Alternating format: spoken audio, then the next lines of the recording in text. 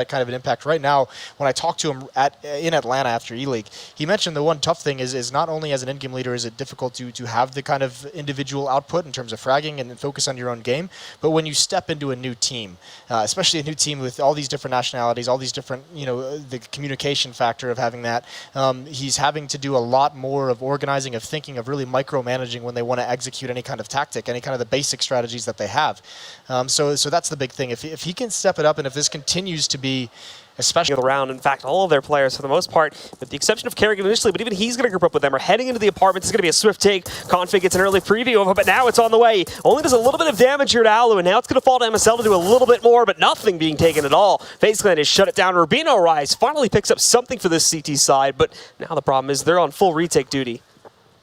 This is the kind of tactics you can expect. Fast-paced, aggressive, and look at the retake slowly. Cajun Beast coming in. Phenomenal pistol player, but he gets taken out. That's the Tech 9 and Armor, the raid boss. And there's Jacob as well. Magisk has nothing left to do. 5 HP, and he gets taken out. To find one frag, that's it, though. The rest of it's going to be traded out very quickly by I think this fourth round, I think, is going to be extremely important for Dignitas in this matchup. If they can stop, if FaZe continues to be this aggressive, obviously, I mean, they're going to have to, take liberties with the fact they're going against rifles now, but if they're going to continue to open up this half with an aggressive game plan, a fast-paced game plan, if Dignitas can't stop it, it could just snowball out of control.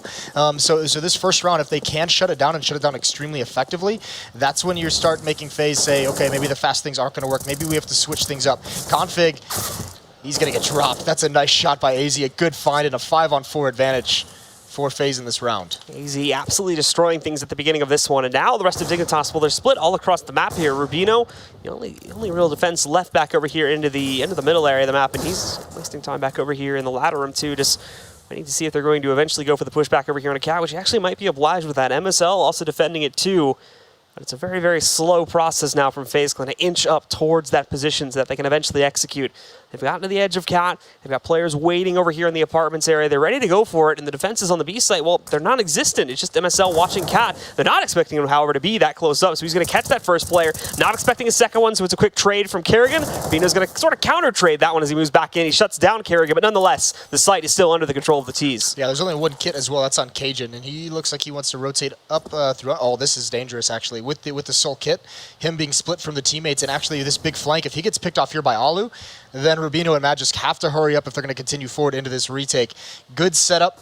As long as Alu can find the timing to watch his back against Cajun. No pressure yet from Catwalk. It's now coming up. That pulls Alu away, but he wins the battle with Cajun anyways. That's huge. That's the kit. Jacob chimes in, and Magisk, he knows he just has to save. He can do absolutely nothing here. So FaZe, they're going to get a fourth round. And with that one, they're on the path to taking control of a huge lead here at the beginning of this. Still plenty of time for Dignitas to turn things back on their heels, but Magic's boy looking to save. He's even going to be challenged here too, but just to maintain that situation. Takes down Rain. Rain doesn't even check the back boxes there, so it's a free kill for him. Magic's boy keeps the rifle in check, but obviously won't be seeing much else beyond that here from the CT side in this fifth round. Yeah, now they're going to be back onto a save. The one thing they didn't have in that previous was any kind of an AWP because of the second round investment. So the next gun round coming up, Dignitas will be able to bring that out if they choose to. But for the moment, it's a good start for FaZe, and that's exactly what they need on this T side. They need to keep this Dignitas economy in a constant state of flux, constant state of weakness to give themselves to help even out the gap between these teams, as Dignitas has been playing so well, as we've said. Alu with the pick there, and I mean, look at this, just more aggression, going aggressively for that peak, and now that they have it, just taking liberties, taking control of the B halls. Jacob jumping out, Rubino's gone. Utilizing the skill perfectly of these FaZe player. Kerrigan has his team with what's going to be a 5-0 lead. Now we'll see the FaZe Clan roster hold control once again, like they have in many rounds of the past here. It's quick to hold it. Dignitas are not really doing a great job of putting that resistance there. Not like they really could have, of course, in this round, but they've even got players waiting out in mid. Kerrigan, a bit slow to be able to pick up that player who does push out towards mid, and he starts to fall away. Now the rest of the CT side, of course, looks to save here, and most importantly, looks to carry Magic's boys rifles that they can save that extra money. But they also want to try to see if they can take down one or two of these players. The challenge against Kerrigan, he jumps up onto a good position, and Rain comes in to support from underpass there too. Him and Jacob knock up 2 kills. That's Cajun B and Config that have gone down. Magic's boy still in the area, just around the wrap here from the steps position. He's going to try to take down Rain himself, and as he pushes up the steps, he holds. There's 2 more looking at challenge a Rimming Connector, and now that rifle's going to get dropped by AZ. Really good play from Rain as well. Even though he doesn't get the kill, he just holds Magic's boy there, who's taking the fight, not trying to save that gun, so he's forcing the rebuy. Might not seem like much, but it will later on. Cajun and Rubino busting out a double op setup. That's going to be big for Dignitas to get them started. And I mean, here's the thing. Those ops can not only slow down the aggressive pressure from Faze, but so can the Molotovs, the smokes, the nades that MSL, Config, and Magis can now be equipped with on this 6th round. See FaZe Clan again moving themselves, specifically AZ, out towards the top mid area. This time finally investigating over here towards Palace and the T-ramp, though, which has been left pretty much untouched for this T side throughout most of the half so far. Jacob as well in a moment here is going to go through underpass and probably group up with the players that are eventually possibly going to push into top mid if they don't fall back and regroup with the others at T-ramp. You say AZ and Alu. I mean, FaZe thinks that maybe Dignitas is going to pull a creative play out. Oh, Jacob, that's a beautiful shot. That's one of the ops down as well. MSL is going to swap out for it. I don't think he's going to expect this. He's not. Jacob gives up the refrag. Back to a 4-on-4, and MSL switches back to the M4 as he drops out. But FaZe thought there was going to be something tricky going on. There were going to be a mid-push. AZ and Alu just now securing top mid control. Guys from Dignitas, however, shaking a little bit now. They're going to split themselves up and still keep most of their assets over here to the A-bomb site, which is a good thing, too, because FaZe Clan haven't changed up the game plan. As they're still looking to eventually execute this over here into the A-bomb. So with 2 outside of connector now, and the other 2 over in Palace and T-ramp getting ready to push themselves in. The counter smoke comes in against Kerrigan. He's going to have to hold for a moment here. And as you can see, Rain is not being given a whole lot of vision either. He's still stuck behind that smoke. The guys from connector need to be the ones to make the first move. Actually, Rain is going to take a chance on it. Goes through in a sandwich there, goes hunting, but it doesn't work out. Config and Magicboy find 2 kills, and Magicboy even holds off and finds another one there. That's Kerrigan getting knocked down. Alu's the last man standing. He sneaks one out on MSL, but that's it. Cajun B immediately trades it. And we see another round go up on the board there. Yeah, nice hold from Magis. Gets a little bit of a benefit from Kerrigan getting stuck on that ladder just a bit. But if he falls there, that turns into trouble. And the important thing is surviving with so many players alive. They don't have to reinvest too much. They have the double op set up still.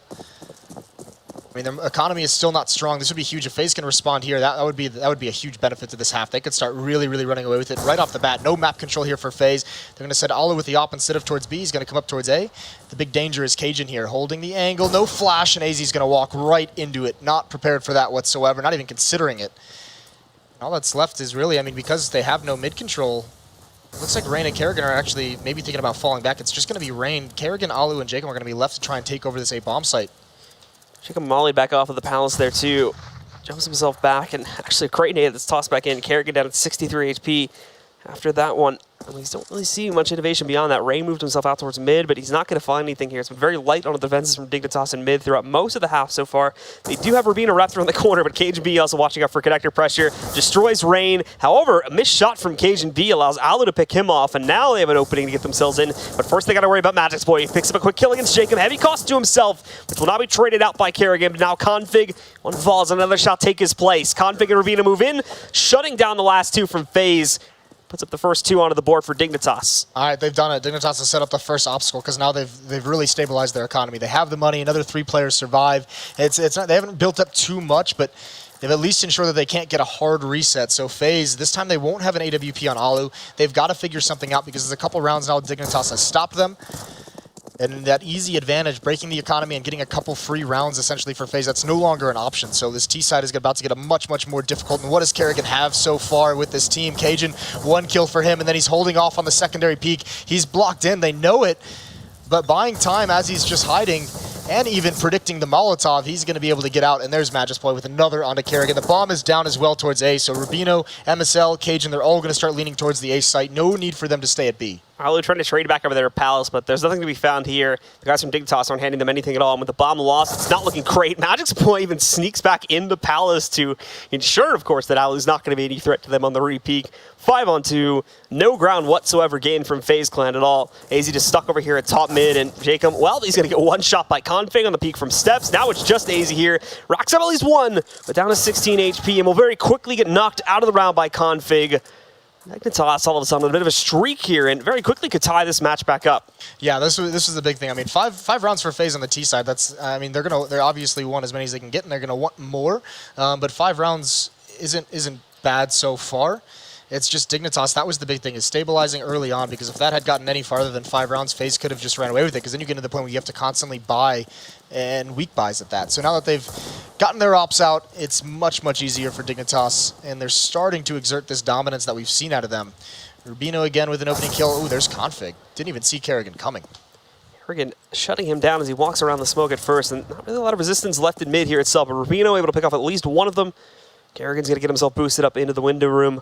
And now he slowly inches forward, hunting for more. They've split up the remaining players on Dignitas. They've got a 2-2 split across the map here. Again, though, the bomb itself positioned much closer and leading into a B hit. But this flank at the moment leading in from Kerrigan could have huge results if it nets him at least 1 or 2 kills. MSL starting to get a bit curious, however, and he's looking in the direction of Market, and thusly he's going to move over to check when he starts to lurk his way out. Rubino shutting out Rain should put an end to most of the threat from FaZe Clan here now, with Alu just left alive with a measly little Deagle. It will certainly be a 4th round of the Dignitas roster. Yeah, not a whole lot Alu can do, obviously. So the question comes, what's the change Kerrigan is going to make? Are they going to go back to something a little bit more fast-paced? Because they have kind of, I mean, they've done that. They've done the slower mid-control that they've gotten stopped in. They've done the flat-out A hit that they've gotten picked off on. And that's the big thing. That's the big strength of this double op setup from Dignitas right now, is they're finding the picks. Even if it's not the ops, the rifles know exactly where they can get aggressive based on where their teammates are playing with the AWP. So FaZe is going to have to find a way to not take too many losses early on in this next round.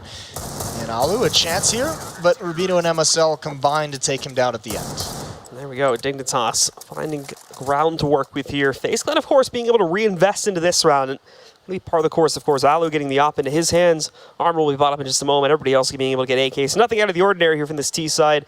And Dignitas still remaining strong themselves. Now going for the double op setup themselves. Rubino and Cajun B picking it up for the CT side. It is going to be back towards that mid-control play. Rubino this time, he's going to get aggressive with an AWP over and towards the A Palace. Cajun is going to get aggressive on Catwalk, so him and Config have a decent crossfire. Config watching beneath to make sure Cajun can't get caught off guard. The question is, how much does Cajun want to commit to this? Doesn't seem like it's too much. He's putting himself in a position to be able to fall back very quickly.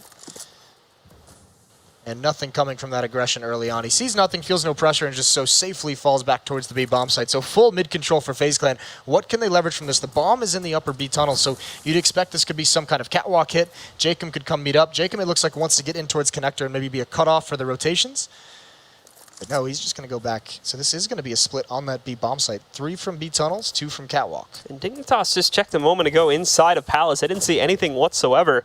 Rubino is being the one to check that, so they still have a pretty heavy commitment onto it, so it's going to rely mainly on Cajun B here to hold off the cap pressure, and of course back over onto MSL to watch out for the Palace pressure. Flashbang is perfect. Cajun B cannot stop them from jumping back over here, and he doesn't see anything at all. He's no clue just how close they're getting to this site, and as he walks into the open, Kerrigan and Jacob are able to take down both Cajun B and MSL. Rotations arrive rather quickly, however. They're already in market. One player looking out from window there, and a second back over here in the doorway. Config finding one, but AZ and Alu move in to shut things down. Magic's boy, not anything that he can try and do in this 1v3. He'll have to fall out towards mid and save. Yeah, nice play from FaZe. Mid-control that entire time, never pressured. Dignitas didn't really battle for it. And MSL, he was making a phenomenal play in upper B, but he gets distracted just a little bit by one player making a lot of progress up catwalk, and his eyes get taken away, and then he has the disadvantage, or he's disadvantaged in the fight he takes. So FaZe are going to get a 6. They're going to start responding here, but they've got to string them together. There's still plenty of money built up on the Dignitas side from that 4-round run to have a good buy in the next one. Magic's boy actually saving this AK would be phenomenal from him, and that's 2 kills. Taking weapons away, forcing rebuys on the T side, and Alu. That op is way, way too valuable. Even that jump back seemed a little bit risky, but it's all right. He's going to get away with it. And that amount of damage is actually going to be really, really great here, too. It brings the FaZe Clan down to a very manageable amount of cash here if Dignitas were able to still upset in this following round. They maintain control, of course, as Dignitas were on the cusp of tying it up, but if they can drop it here, they'll still immediately break the economy for the T side and put them onto a full save directly afterwards. So now we'll take a look and see if they'll be able to do that. Of course, FaZe Clan, they've been sticking with mid-control for pretty much this entire half, and, well, they're going to keep with it here, going over to top mid very early on, and there's very little resistance from the Dignitas side. MSL still waiting for the Palace, or the apartments push, apologies, and Rubino putting himself over here, mainly to watch, just for extra cat pressure. They decide to proceed that route again. Rubino holding this off. Very similar start for FaZe. This time there's no real presence in the upper B tunnel still, so you don't think this is going to be a mid-B split, and that re-peek from Rubino gives away the angle and goes back for it. Alu picks him off in mid. So now a free route up catwalk, and they've actually got to rotate. That's got to be Config who's got to come over to support MSL at the moment, because they can probably feel the pressure coming. And there it is. MSL is stuck at Van by this op, and they've even spotted Config jumping across. They know he's here. He goes for the repeat, can't win it. It's all on MSL, and even he falls. AZ looked a little bit blind, maybe full blind, in fact. But Dignitas quickly lose control of the B bomb site again, and Magisk and Cajun, they just have to save. Falling away again. The hits happen so quickly. There's just no room at all for Team Dignitas to react. It's been a common theme for the past 2 or 3 rounds at least now. I think it's about time Dignitas actually fights for mid control and maybe the next gun round, because this is a couple times they've mostly given it up. You know, the biggest pressure they've had on it is an Opera on catwalk holding an off angle. That time it gets punished. And the previous rounds, that Opera is just at a certain timing just fallen back. So this is where, I mean, it's going to be, I'm not sure if they can save these weapons on the Dignitas side, then they might be able to force buy into the next round. In fact, I think they will, because Config and Rubino will be able to get some rifles. So I think they might have one more buy in their pocket here, but they got to start putting rounds back on the board, or else Faze is going to get control of the economy right at the end of the half, which would be a disaster for Dignitas. Very least, Magicboy is doing a great job of keeping it great after the situation has been lost. I think in the past 2 rounds he's gotten like 3 or 4 kills at the very least, and trying to drop the members of Faze Clan and make sure that the money stays low. And well, they've done a fantastic job of that, as Jacob, Rain, and AZ all sitting just around $1,000 or below it in the case of Rain and AZ. All right, well, game on for Dignitas. They're out of money after this, and that's a great start. Config, one of the star players, gets the opening kill. That's Alu. That's the Opera as well. That's huge. Kerrigan could pick it up if you wanted to. Jacob's going to try and equalize a little bit over towards the B bomb site, but I mean, really, they have mid control at top mid, but I mean, they can't really do anything with it, missing their Opera. Well, also being caught in a rather aggressive position for, within just that first couple of seconds of the round. He's already trying to push up the T steps when they managed to take him down. So really early on there, Config gets an advantage for the guys over here on Team Dignitas, and now it'll be their task to capitalize on that one, as Faze Clan, of course, look to still go for that mid control, but as you're mentioning, Dignitas are actually looking to fight for this a little bit more. They've got Cajun B in window, they've got Config watching out in connector, and they still have that presence now from Rubino sitting back over here in the ladder room too, but Jacob's going to start to sneak back out, slowly get control, smokes out the connector itself so that he can sort of slowly sneak back in. The rest of his team is slowly going to follow through, but it's that window pressure that they will have to be cautious of. It's been quite a few rounds, of course, that they've had it for free, and Config is spraying out with his pistol right now. He's not even going to have any time to switch over to his weapon. Somehow he stays alive and dinks one of the T's here, but at the end of the day, it's Faze that mount the advantage on the initial take. 2 for 1, and this goes now over to Magicboy, who's on this big flank. He picks up 2 kills. Rain is now the last man standing, and the odds flip again. A 1v3 that he needs to try and pull off here. Gets himself to the back of the site where he is somewhat safe, but when he goes out in the open, MSL will shut it down, and the round goes into Team Dignitas' hands. Big round for Dignitas, and it's all Magicboy that round. I mean, he didn't even really get involved until the end, but he pushed down A ramp. He was on those stairs just holding for basically that whole round, and that's what allowed, because he's gaining so much information. You know there's no pressure on A ramp. That's what allows his teammates to focus so much on mid. They had that set up catwalk, jungle. They had one top connector as well. So that's what allows Dignitas to have that mid control kind of focus. And then once they eventually fall, he's just in perfect position in a really rough situation to come up that ramp when Faze isn't expecting it. So a very, very nice patient round for Magic, and Faze is back on just pistols this time. They were only able to string 2 together. Now it's all Dignitas. They're feeling no pressure here against these blocks. Everyone wants a piece of the action, but it's Config, Rubino, and Cajun who get all the kills. Dignitas shutting it out. All of a sudden, we're close yet again. Faze will be able to buy back into this, of course, but the utility's very, very light for many of the members of Faze Clan. Taking a look at it now, Jacob, Rain, and AZ just get smokes. Kerrigan and Alu, the only players that can even afford real utility pickups. A single flashbang for Alu, 2 for Kerrigan, so 3 flashbangs for the entire team on this round, and the 2 Molotovs as well that carry the table. Yeah, and they're going for mid-control even with limited utility. I mean, sometimes this takes a lot of nades to be able to execute effectively. Config, again, going for that same play he did in the 4th round. This time he doesn't get punished. He brought down low, and actually chip damage going out onto Cajun as well. Both him and Config at right around half HP. Only AZ has any real responsive damage from the Dignitas guys. So mid-control established, 3 players at top mid, Jacob and underpass, but as you said, now it starts getting dire in terms of where can they go with only 2 smokes, 2 flashes, and a Molotov. And Val is slowly sneaking up here to hunt for that player that's normally hiding out in connector, at least it has been for the past 2 rounds. Same thing on Cat. They won't find it though. Dignitas have fallen back and have focused their efforts on the sites. Meanwhile, over on the B site, where it seems like this hit is going to be heading towards MSL, and Rubino will be the players to try and hold it again. Both of them with a heavy focus on Palace. Basically no resistance there on the push-up from Cat, at least until they get to the arches area of the map here. But time getting lower, basically just going under the minute mark here, with their players still being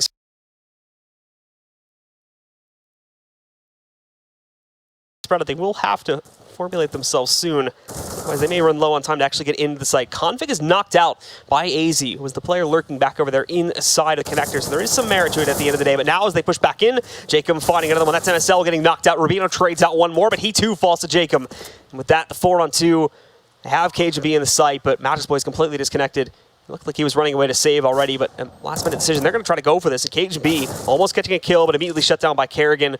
And Magic's Boy's indecision there is going to cost them heavily as Kerrigan whips himself out from cover to take down Magic's Boy as well. Yeah, good response from Faze. Once Dignitas, this was the question I had. Once Dignitas started shutting down that aggressive fast play from the first 5 rounds, Faze has done a really good job of adjusting, even regaining control of this match after losing 4 straight.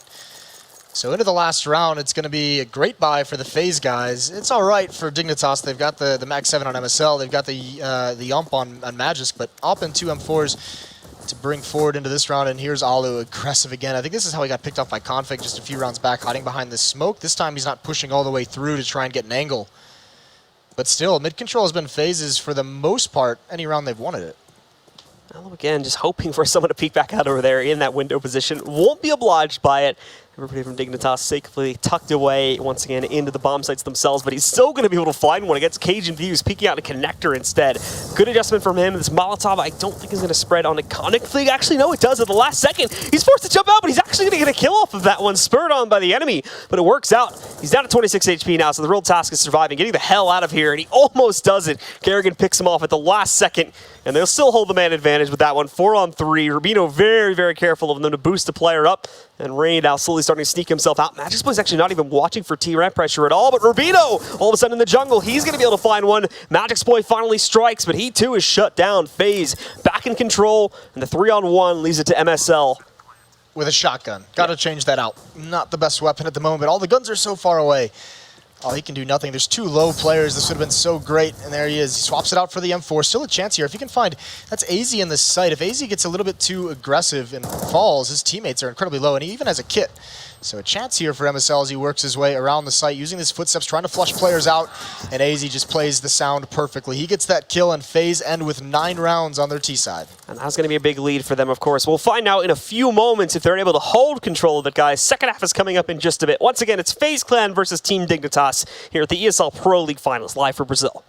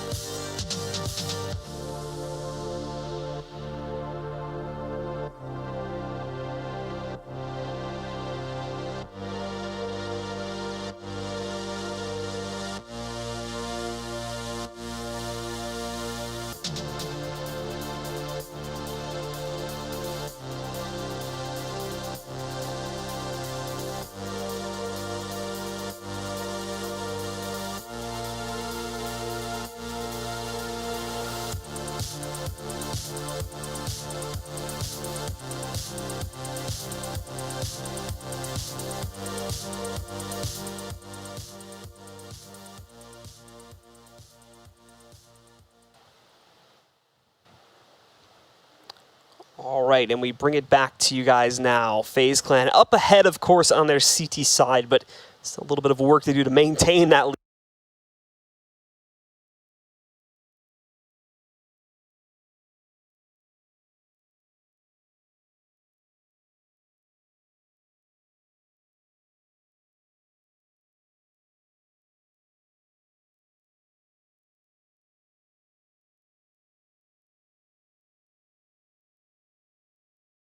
And be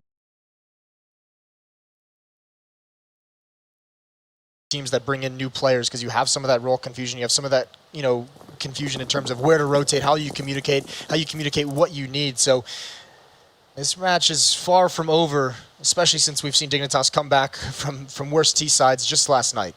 And now we Dignitas grouping themselves up here. It's all together here as they're going to try to push themselves outside of the apartments. Jacob waiting for this one. And oh my goodness, Kerrigan and Jacob just completely clothesline both Rubino and Magic's Boy. Now they're stuck. They've got to call it off all of a sudden. And you can see MSL wrapping way back over towards T-Spawn. They're going to try to change this hit up a little bit. The other two, of course, because they were a bit detached, are going to try to go through underpass. But even that's a bit dangerous. Faze Clan will get an easy read onto this and rotate over to A. Yeah, I don't know if they can. Kerrigan has eyes from Catwalk onto mid, and Cajun has the only utility on the Dignitas side, so he's far away. He can't really smoke anything off. He's in upper B tunnel still away from his teammates, so unless Config and MSL are just going to try and make some kind of a distraction all on their own with no utility, yeah, Cajun needs to fall back, which he's starting to do right now as Config works his way up. That's a huge battle if he could win it. MSL is also pressuring over at A, but there goes the mid pressure, and there goes the A pressure.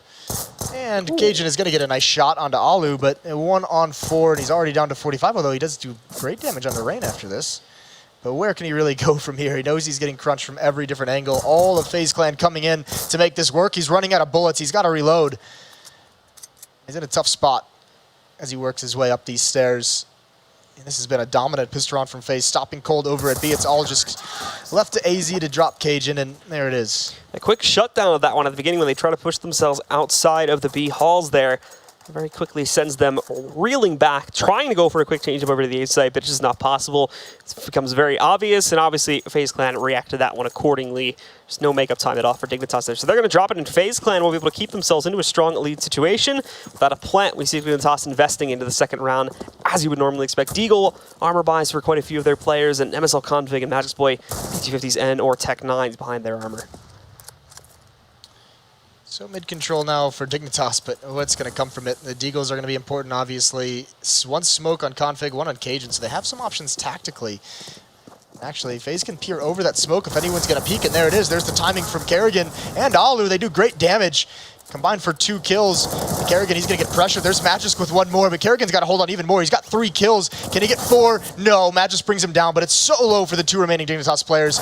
It looked like there was a chance there, but Kerrigan is a rock on that defense on Catwalk. Huge plays from him, and FaZe now have a 5-round lead. 3 players go down, however, but with no plant from Dignitas, you cannot really call that a successful round. They're going to have to wait for the gun round to really be able to punish the 3 frags that they do find there. They also need to make sure that they are also able to take down quite a few of the players from FaZe on this one, where the investment becomes even less. Just a Deagle buy from Magic's Boy. That ends up being it. The rest of them are just going to roll with their default pistols, and very quickly, of course, everybody from Dignitas looks like they are just going to try to go for a direct push here into the A-bomb site after a few seconds pass by.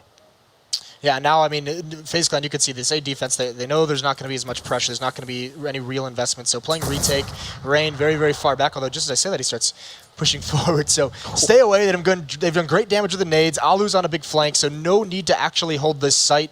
Rain and AZ can just fight from far back with the rifles and let the flank come to fruition. There's Rain out in the open, almost caught off, but that's the bomb down, so now it's got to be salvaged, and it might not even have time for Alu to get involved. Actually, just as I say that, he pounces from behind, and he gets all that bonus money for the Opera as well. So nicely done from FaZe, managing these first 3 rounds of the second half. This is now both pistols and, I mean, 6 rounds won basically off the back of those pistols. Diving into the last moment there, getting himself a little bit of cash to work with, but now we get into the meat and potatoes of this half. Dignitas going for the big investment, of course. 5 AKs for them to work with. And Alu's still sticking with that SMG. It proved quite effective in the last round. Yeah, I was just going to say, I mean, it's going to be tougher this time because he's against AKs. He's not going to get any kind of free flank like that. They're spread out across the map, running a bit of a default.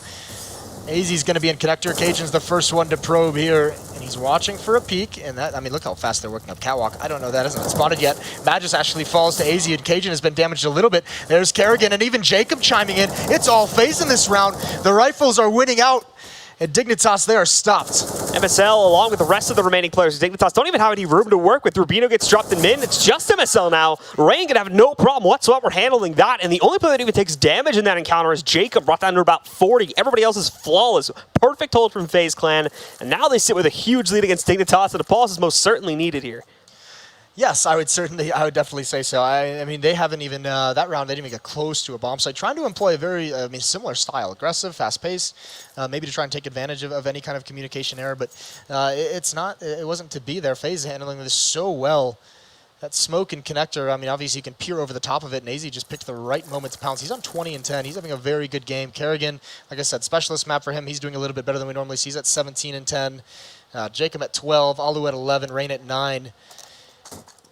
Then on the other side, it's Magisk at 15, Rubino at 11. But this has been dominant for FaZe so far. And another round they get to have a pretty light opposition. All right, well, the pause, of course, as you know now, we're very quick, so we get right back into the action here now with Dignitas. Just going for the pistol buys once again here now. Magisk will be the only player picking up armor, and he's going to downgrade to a P250. Everybody else picking up Deagles, Tech 9s, or an additional P250 in the case of Cajun. They can't really do anything super advanced with this type of buy. They've sent a couple players back over here to the back halls. That, however, will change itself pretty quickly into mid-control, and Magisk Boy, just no luck at all for him. Al is able to hear that stomping away, so he doesn't waste any time trying to get himself back into mid, and the nice toss-away nade brings him down to 32 HP, right even finding MSL, so already they're down a player. Jacob's the next one. Challenge config, probably a little bit closer than expected, but an easy battle to win as it is.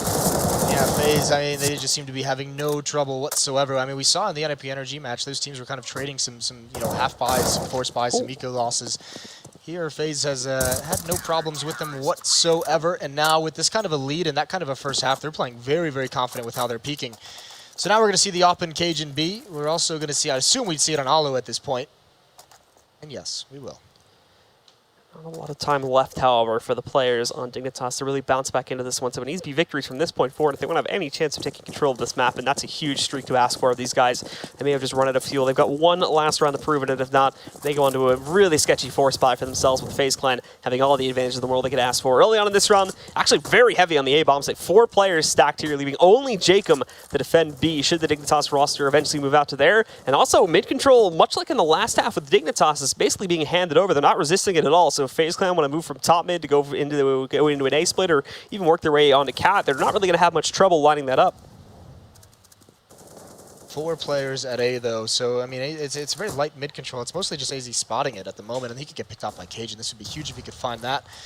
Doesn't look like AZ's going to give him the peek, and Cajun's going to capitalize on it. So delayed peek, and I mean this is the problem. I mean, the same thing that Dignitas ran into on their own CT side when you have that passive of a mid defensive setup.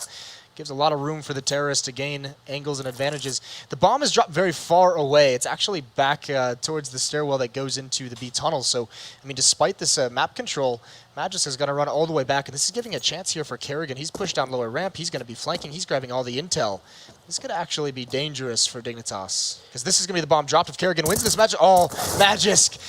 The little drop, Kerrigan gets thrown off by it. That's huge.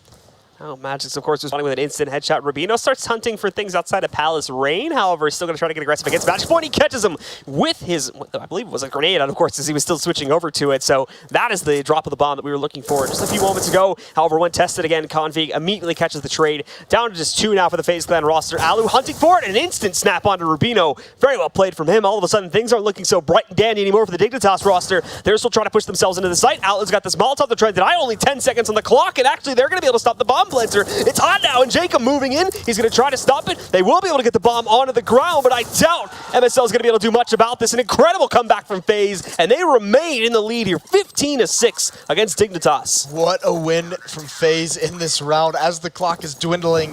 The Molotov, and even, I mean, Dignitas had to try and get that bomb planted, but it leaves a 2-on-1, and that's where Jacob gets aggressive and finds a kill. Sick round from FaZe to recover there. It looked like they just had no chances. Once Magisk Point took out Kerrigan, you're thinking there's really not too much they can do to get back into it. That is sick stuff, and FaZe is winning all the battles, all the important situations in this map. Now FaZe with that victory too. Dignitas, they get their one last buy into this one as they at the very least escaped with the plat. That is the one saving grace. They do carry over into this one now. So they'll still have full utility, full AKs, everything they could ask for, but this is it now. They're on the full losing bonus, and they've been on this for quite some time. That was as well their first plant in the entire half as well. So off of that one, they have a lot of room to recover still if they want to have any chance of tying this up to take it to OT, but things are certainly not looking great. Magisk Boy leads the charge to try and push himself inside. I mean, yeah, if you've got to win 9 straight here, and if you've only gotten 1 plant in the past 6 rounds, you're just not having a lot of success to begin with. Even that last plant, you could say, was barely a plant in the sense that there was no chance of them winning the post plant afterwards. So Cajun's going to work his way into connector, and actually look at this. It's going to be an explosion. MSL, Cajun, Config all coming through the smoke, but it's going to be AZ who gets aggressive. That's the bomb down. He doesn't realize he's ran past 2 players, though. They've actually traded spots. MSL, he gets a kill onto Alu, which alerts everyone to it, and there's Rain, but AZ's still doing damage. Can he do more? No, he does do a little bit of damage, but the bomb, that's the big thing, because they have to go recover it, and Kerrigan's got eyes. Kerrigan actually a bit cautious too. The player pushing him from top mid. Magic Exploit just barely ends up winning that battle. Survives with 6 HP, and now it falls to Jacob in the 1v3. He will still be able to challenge directly to push him in, and that's almost the bomb carrier going down. Drops him to just 10 HP, but he survives. Now he tries to push back out, but it's the first player at high HP to take down, and Rubino, everyone, look at that. That's like a combined HP of about 40 between all 3 of those players. Dignitas somehow survive, and it keeps them in the game for a little bit longer. That's unreal. Still plenty of money built up on the Faze side of things. Alp is back out on Alu. They still have all the rifles they'll need, all the utility they need. So long route to go. Dignitas now just need 8. They can't afford an AWP in Cajun's hands, but that round they catch Faze a little bit off guard. A good explosion through that connector smoke, but look at the defense, the swap. Rain and Alu going to get aggressive on Catwalk. Jacob's going to be alone in the B bomb site for now. Alu starts to push himself outwards here too a little bit to see if he can catch some of that top mid aggression that's been a constant theme from Dignitas, much like it was from FaZe Clan in the last half here. It's the same off angle that Dignitas was holding. Rubino and Cajun both had that angle that Alu was looking at in the first half. The question is, how long is he going to stay here, and is he going to choose to get any more aggressive with this kind of peak? Because he's got AZ and Connector, and he's got Rain in the ladder room, so he's got some support. They've got a lot of bodies here to be able to actually defend against this. Config starting to look first back over here. Bit of a nade. Bites him down to 64 HP, but shouldn't hurt them too much. Now they're actually trying to get this onto his site, but FaZe Clan holding close quarters, specifically Alu. MSL's going to be able to take him down, but Rain with a quick response. Now they know he's inside a ladder, and they try to bait it out, but he actually manages to get himself a second kill before going down to Rubino. Now it goes to a 3v3. Maddox has been spotted. Jacob with a nice shot takes him out, and now just 2 still up and standing here. Over rotation, though, they've all gone in market, and Config's going to get a huge backstab. Kerrigan, he's going to fall, but it took too long. Config cannot recover in time. It's just down to Rubino. That kill wasn't clean enough from Config the first time around. Rubino's at least going to get the plant, but it's going to be a 2-on-1, and it's all on him to keep Dignitas in this. Plants it on the right side at the very least, as both are proceeding back out over here towards Cat, so he will be able to directly challenge this if he wants to. Falls back for now, though, just in the event they did rotate through market, of course, but now they're storming in. They're not wasting any time at all. Rubino's got all this utility, but he hasn't used any of it yet, and he's already lost the site now, too. He's stuck back over here on Ticket. Still planted for him, of course, so the round's not lost yet, but he's got to start to work. We're all ready to get himself back into the control of this one. Hopefully with that utility, he can still do it, but as he starts to inch back up here, they start on the defuse. The first tap there, they commit to it on the second time. Rubino able to grab that kill, and AZ trades it out, and with that, that's going to close things down. FaZe Clan take control of this map. 16-7 is going to be the final scoreline here. They remain victorious and add another point to their group stage run. Yeah, what a beautiful match from FaZe. Both halves, they grabbed control so quickly and so early. First 5 rounds in the first half, first 6 rounds in the second half. I mean, 11 rounds on the board before Dignitas was even able to respond. Across those streaks. So impressive from them. I thought the CT side would be a little bit more difficult, and it just wasn't. They were just dominant from start to finish. That T side was really well put together. Especially when you get those first 5 rounds as T side, obviously you're expecting to get more throughout the half, but it gives you that cushion where even if you run into some pressure, even if you go in a 3-4 round losing streak, you still look at the scoreboard and see that you're up a round. You know, it's mentally not as effective when you go in a losing streak when you're already up. So that's really nice for FaZe Clan to be able to get those hot starts. And with that, guys, FaZe Clan add another point to their run here, whereas Dignitas falls short their first one here now, as they will unfortunately be able to drop this match. But with FaZe Clan, it's claiming that one. Of course, we have some analysts waiting to break down this match and discuss it a little more, so let's send it over to them to talk a bit more about FaZe versus Dignitas. It happened. Dignitas show they can bleed and that they can concede a loss here in Brazil. It was FaZe who take it away from them, and in a pretty sterling fashion, a 16-7 result, seeing FaZe Clan roar at the top of their lungs as they take that one. A coherent unit from FaZe and Kerrigan whipping them into shape. Yeah, they definitely needed to get into that mood. You know, they needed to get the momentum going, and we were saying how the win conditions for FaZe probably is getting either both pistols or having a strong start, having control over the economy, and that's exactly what they managed to do. Win both pistols, 5-0 start in the first half, and you know, good play all around. Yeah, that 5-0 start was pretty interesting to me. So they lost pistol, that's fair enough. You know, then the first gun round, Config got picked early and middle.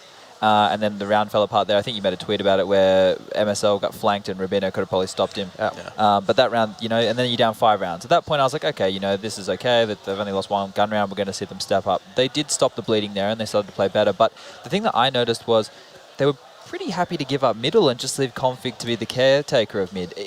Normally you want to be, if a team wants mid a lot, like FaZe were, you want to go for some mid control and show them that it's not that easy. You have to use a lot more utility. Right. You have to brute force your way in there. You can't just take it at your own whim.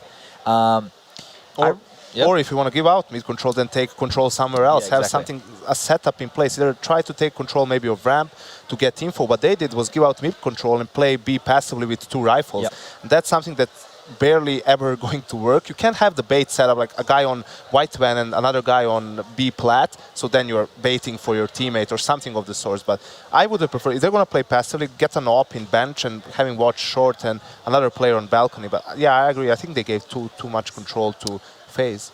Too much control given. Now, in terms of the other win conditions you outlined, was there a particular player that caught your eye? Was that a genuine team effort? Normally, with most of FaZe's performances in the past, it was X played well, Y played well, and it doesn't seem like we're falling almost into a bit more of a cohesive unit already. I think it was a team effort. Maybe AZ was a little bit, above the rest, and we forgot to mention that actually. AZ did play with Dignitas at the WSG tournament, which obviously can be only players from one country. So AZ was there instead of Rubino. So maybe has a bit more insight on how they like to play, how they like to hold as well. In the second half, again, FaZe wins pistol, and you can see Dignitas wants to go for a fast connector push in the first gun round. And basically, that's a play where you're committed fully. All the Molotovs are being thrown around, smokes. And that one smoke in connector from FaZe basically stops that push all around, stops them in their tracks. Not something that maybe they would have liked to have happened, but yeah, after that point, it was just a matter of time before FaZe closes it out. For me, I think Carrigan's in-game leadership was probably the standout. Like, I know that sounds silly to say, but I've played the FaZe unit over different iterations of the lineup in the past, and I've watched them play, and the way that they conduct themselves on the T side when they're losing is they just throw executes at it and hope something sticks, right? Right.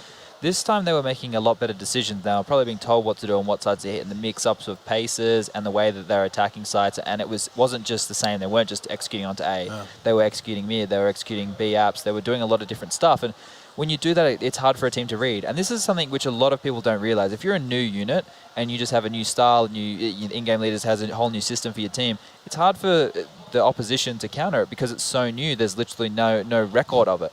And this is a thing, I want teams to try and be as dynamic as possible going forward, right? As soon as people figure out FaZe, that's the problem. You need to stay ahead of that. Is there a difference between dynamic and unpredictable, or are you using them in the same context in this discussion? Well, one comes from the other, but being dynamic or being unpredictable as the opponents can't really get a read on what you want to do. The thing that stood out for me was, I know that Carrigan had problems in Astralis, getting players to maybe go through smokes or believe in his call, no matter what's in front of them. But here with that B split that we saw from FaZe, you could see, I know Jaken was one player, I don't know who the other was in B apps. They're running through a smoke with 30 seconds left, but they know that because there's a smoke there's probably a player just beside. So as they're running through the smoke, they start spamming towards the right side, and that's exactly where MSL was. And if you hesitate there, that's execute can fall apart completely. If that player can shoot your teammates towards short, then turn his attention towards you, that buys enough time for the rotate to come in. You really need to commit, and that's what FaZe did, and props to them. It really is a relationship meant to be. If you think about the ingredients involved, FaZe so hungry for a leader, Carrigan so desperate for a team to buy into a system, to trust his calls and to embrace the calls he's making both mid-round and prior to the game.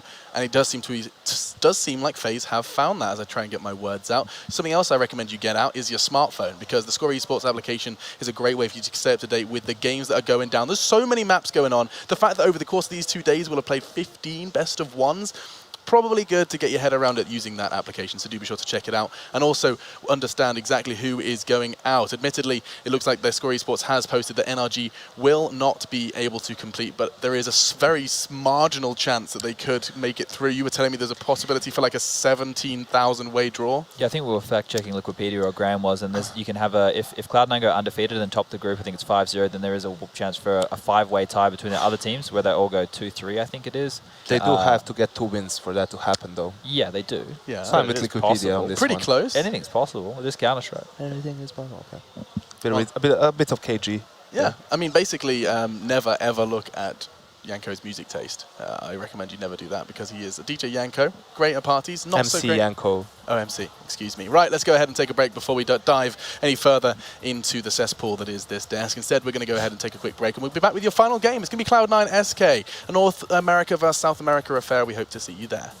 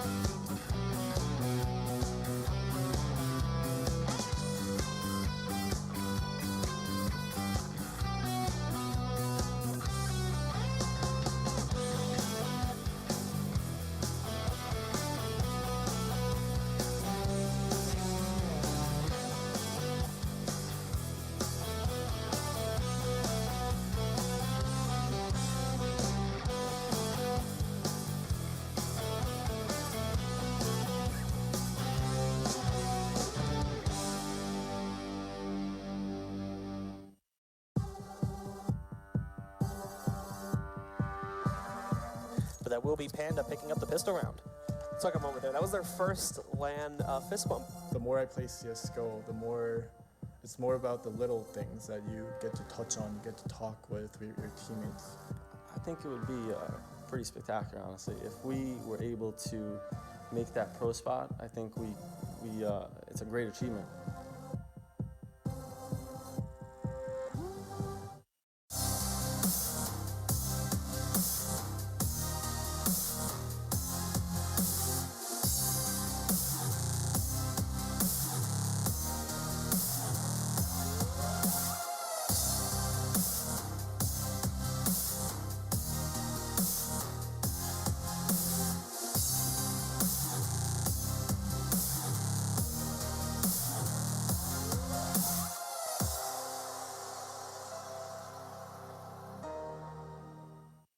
This is the galaxy's easiest meal.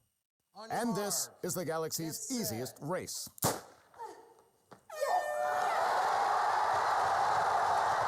Silent, the galaxy's easiest meal.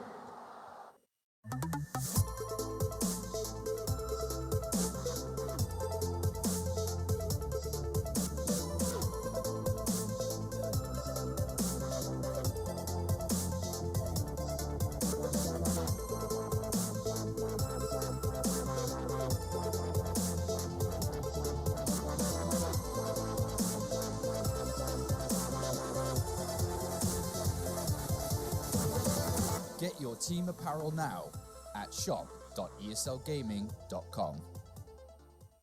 This is the galaxy's easiest meal. And this is the galaxy's easiest haircut. I absolutely love it. Soylent, the galaxy's easiest meal.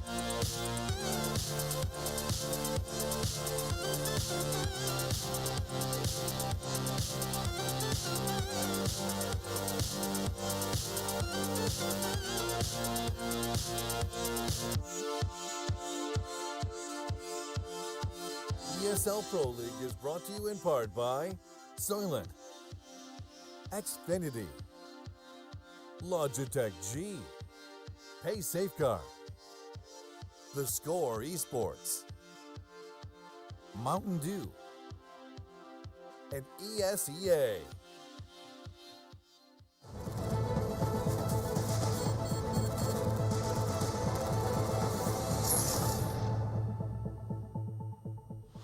One more game live from Brazil, and it very well could be a thrill.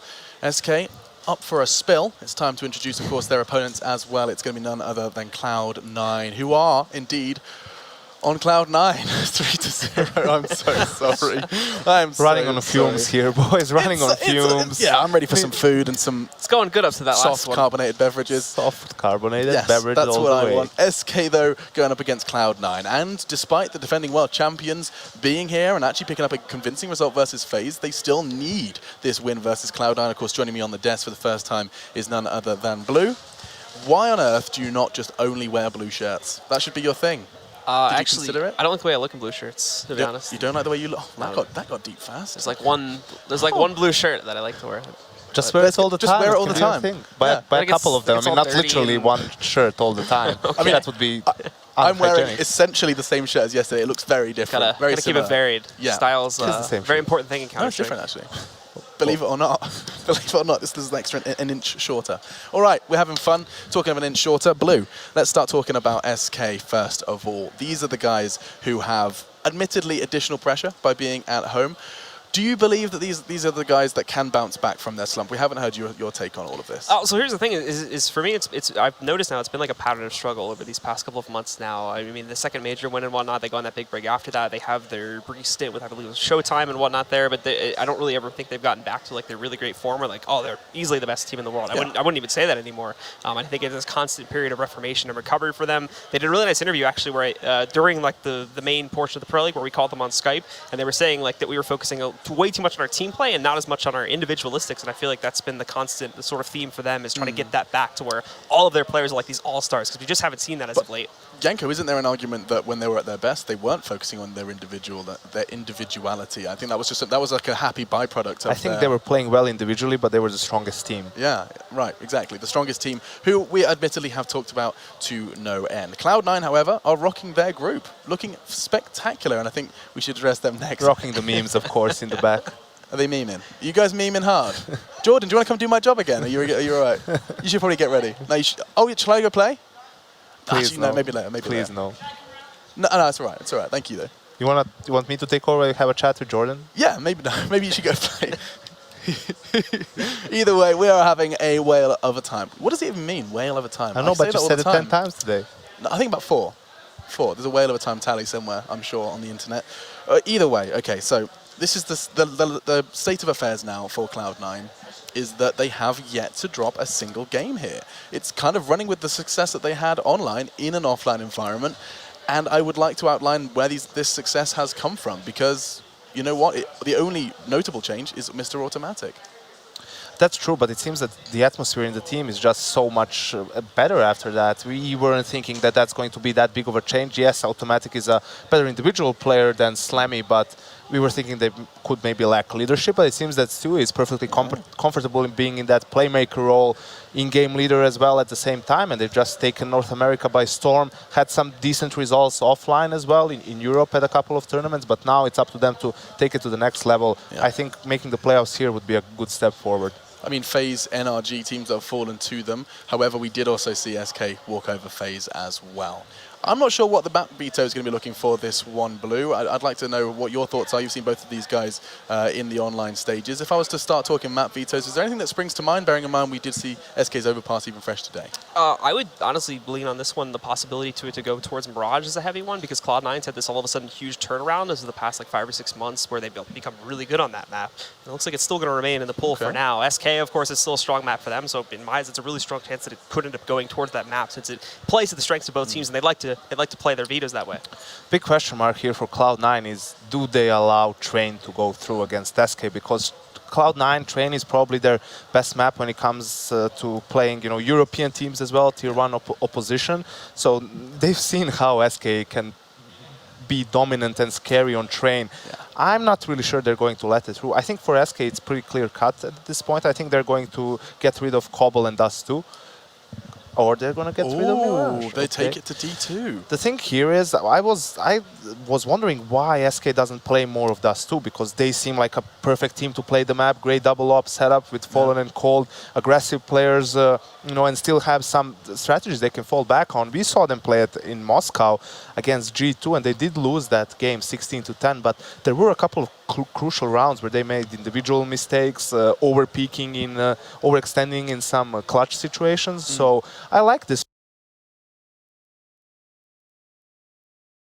pick. Cloud9 on Dust 2 wasn't really impressed by what I saw from them yesterday against Faze. Towards the end of the game, it was Kadoodle with those early picks through double doors that really made it much easier for them to close that game out. If I'm not mistaken, you were casting that game, weren't you, Blue? C9 versus Faze? It was Henry and Sado. Okay. We were just talking about it, that Henry and Sado got the 30-round games yesterday. And we were. Oh, excuse me. Sorry, I did say Goldfish. No, Goldfish in my brain, and also there's a whole lot of CS in approximately 3 months. Maps blur into one, teams blur into one, players as well. Interesting note, however, is this actually different time, of course, when they had Showtime on their roster. This is actually the map where SK got 16-0'd by Renegades throughout the course of the season, if I remember properly. That's never a good thing. No, not a good thing. And I think there were a few times as well where whenever they did bring Dust 2 out, it was a rare occasion over the course of the season, but they would normally not really look that great on this map. There was a lot of issues with it, and they didn't really tend to like to bring it out. So this could prove to be a really bad thing for SK and a really good thing for Cloud9, since this is sort of a middle-of-the-range map for them. Now, where do SK currently stand? They're sitting at 1 win, 1 loss, if I've actually been taking notes correctly, which is a rarity, I admit. But 1-1 going up against a 3-0 Cloud9. If SK were to concede this one, suddenly things get rather scary, actually, for SK coming into tomorrow. This is basically a kind of, you win now or you're battling for the third This is kind of a head-to-head matchup for a playoff spot, in a sense, right? The SK, with a win here, they put themselves much closer to making the playoffs. Yeah. Cloud9, in a sense, they are feeling all right. For now, they did beat only Faze and NRG, the weaker teams in the group. They're still to play NIP and Dignitas, so they have a harder road ahead of them. But with a win against SK, they pretty much secure, I think, at least a quarterfinal spot. So a lot to play for here for both teams. Do excuse me, I've put a 3 by C9's name. I think I was. Yeah, it's 2. Yeah, preemptively giving Cloud9 a win versus SK. Oh, that's apparently. bold. Wow. That's bold. I like. Yeah. Talking of bold, there's no Jason here. So what are you going to be doing with your predictions around this one, Yanko? You can't go against Blue if I ask you first. Yeah, that's true. But I mean, as always, yes, SK is a slump, but you can't ever count this team out, especially on a map like Dust 2. Cloud9, I feel that they're going to have a lot of problems on that CT side, because Kadoodle, yes, he was the deciding factor for me towards the end of the game on the T side, but really hasn't hit his stride on that CT side, from that slope area / ramp area towards the car, however you want to call that position. And we saw SK in their arsenal, they have executes to combat exactly that. So I'm interested to see if Cloud9 try to switch their approach on the CT side, maybe be a bit more aggressive, maybe have Stewie go for openings with the op, if they can get their economy going. I think that's going to be a huge part in this game. So it's all about the economy. It's all about the confidence as well. Blue, you are seeing these two names in front of you. You're seeing the stacked rosters on either. Are you going north or south with your prediction? So for me, with Cloud9, it all comes down to if the duo of Stewie and Automatic ends up showing up to the table, of course. And up to this point, it seems like it's been very present there at this point. True. And meanwhile, on SK side, a lot of it has come down to coldzera, of course, who has been somewhat hit or miss over the past couple weeks or so, especially when it came to the online division of the Pro League. But I think for this one, with the way the map ended up going, I would have to say, for me, it would lean a little bit more towards Cloud9. Dust 2 is a map where Shroud, who has been criticized recently, does have more good performances perhaps than some of the other maps, and that's definitely what Cloud9 needs. I think what we saw from SK on Overpass and Train on the CT side, I think that can actually apply to any map when it comes to them. If they win Pistol, win first gun round, get that double op, I mean, they have so much confidence at that point that they basically, just instill fear into their opponents. It's really hard to play against them at that point. They can get aggressive on Cat with the ops, push towards top mid, get into lower B, a lot of these things. So obviously meaning that a strong start, a good start for Cloud9 on the T side, I think it's imperative for them in this best of one. Imperative. I like that word. Awesome stuff. All right, well, with that sweet, sweet English word used, I'm losing the plot here. Good grief, I just need my bed. Either way, let's get into it. It's going to be Cloud9 versus SK. I do need one of them as well. Will Cloud9 be able to find a third that I apparently already gave them, or will SK be able to make themselves much closer to that playoff spot, which we have no doubt they're hungry for? Their family, their friends, their girlfriends are here in the studio, and the pressure is mounting for SK as we dive into Dust 2.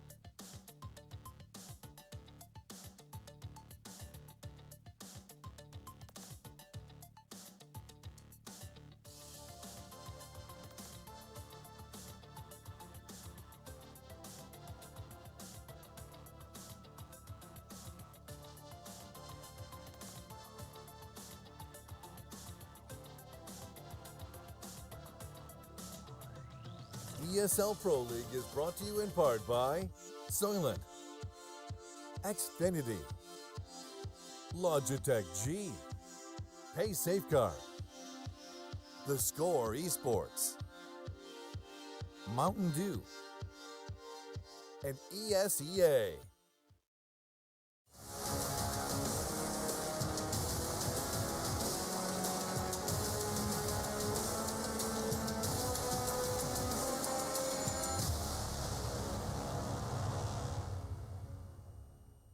Welcome back to ESL Pro League. Here with Sponge. What's going We're on? looking pretty in pink, aren't we? I know, we do look good.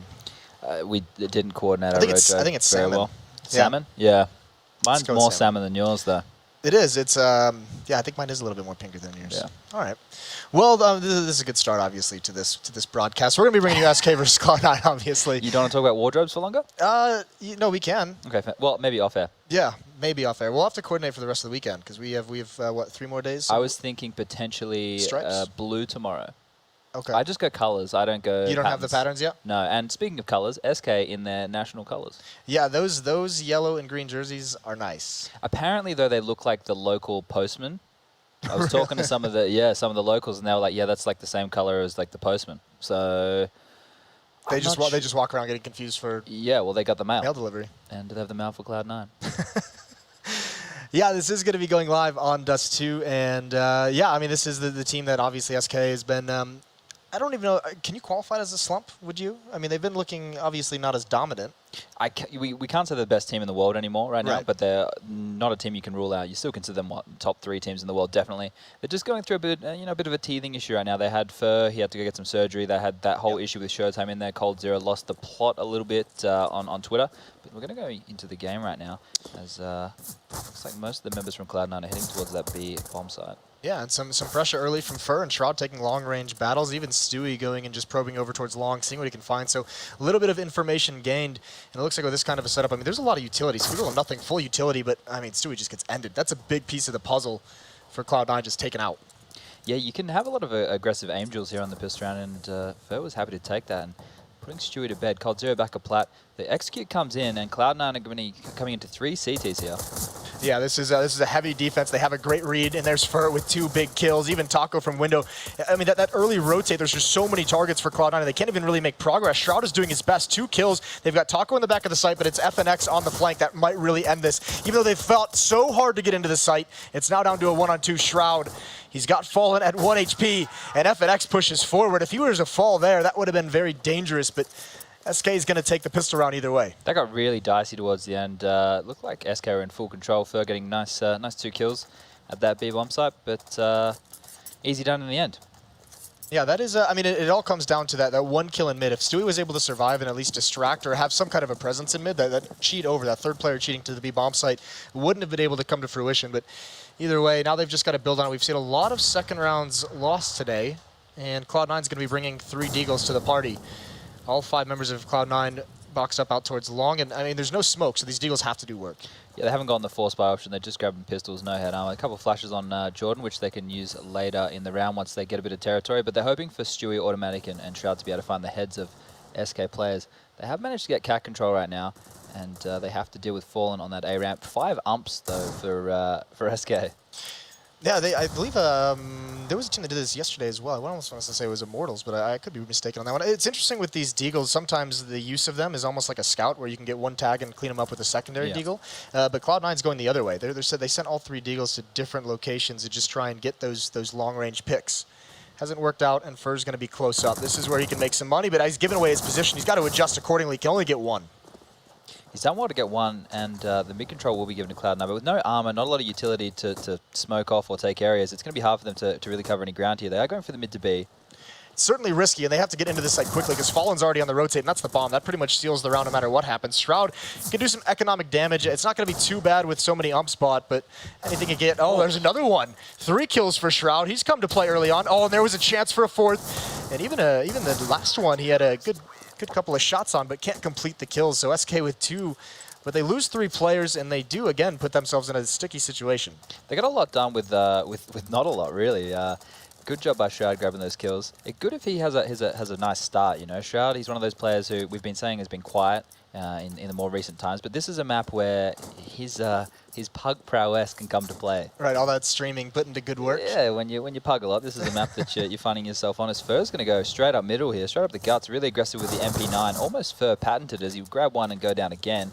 And 4v4 situation, just a few upgraded pistols, no armor again on the Cloud9 guys. Well, Shroud's got 5 kills so far in this game, and just because of that, he invests in a Deagle again. So, I mean, that's a smart decision. That might have been dropped over to him actually by Stewie, who's pretty low, but if Shroud's able to get a couple more kills, just more economic damage, but Cold in this position is going to be so effective. When does he choose to pounce? He's given up his position as well, so great traits for Cloud9. These are kills, if you're SK, you really don't want to be giving up just for 1-to-1. Yeah, they're really taking it to Cloud9. They want to fight. Looks like they really want to duel. They're not happy to sit there and wait. They want to take the fight to them, and so far not working out in their favor in these anti-eco rounds. SK was one of the original teams when the SMG, the losing bonus really came into effect with the MAC-10s, where on the CT side especially, they were willing to just go chase down kills. They were willing to throw kind of caution to the wind and try and rack up that bonus money. This is actually more dangerous of a fight than it looks from FNX just because of the Deagles, especially now that Fallen is gone. Although he does have every single member very low, should be able to clean it up. There's no more Deagles in play, so he doesn't really have to worry about just a one-bullet headshot.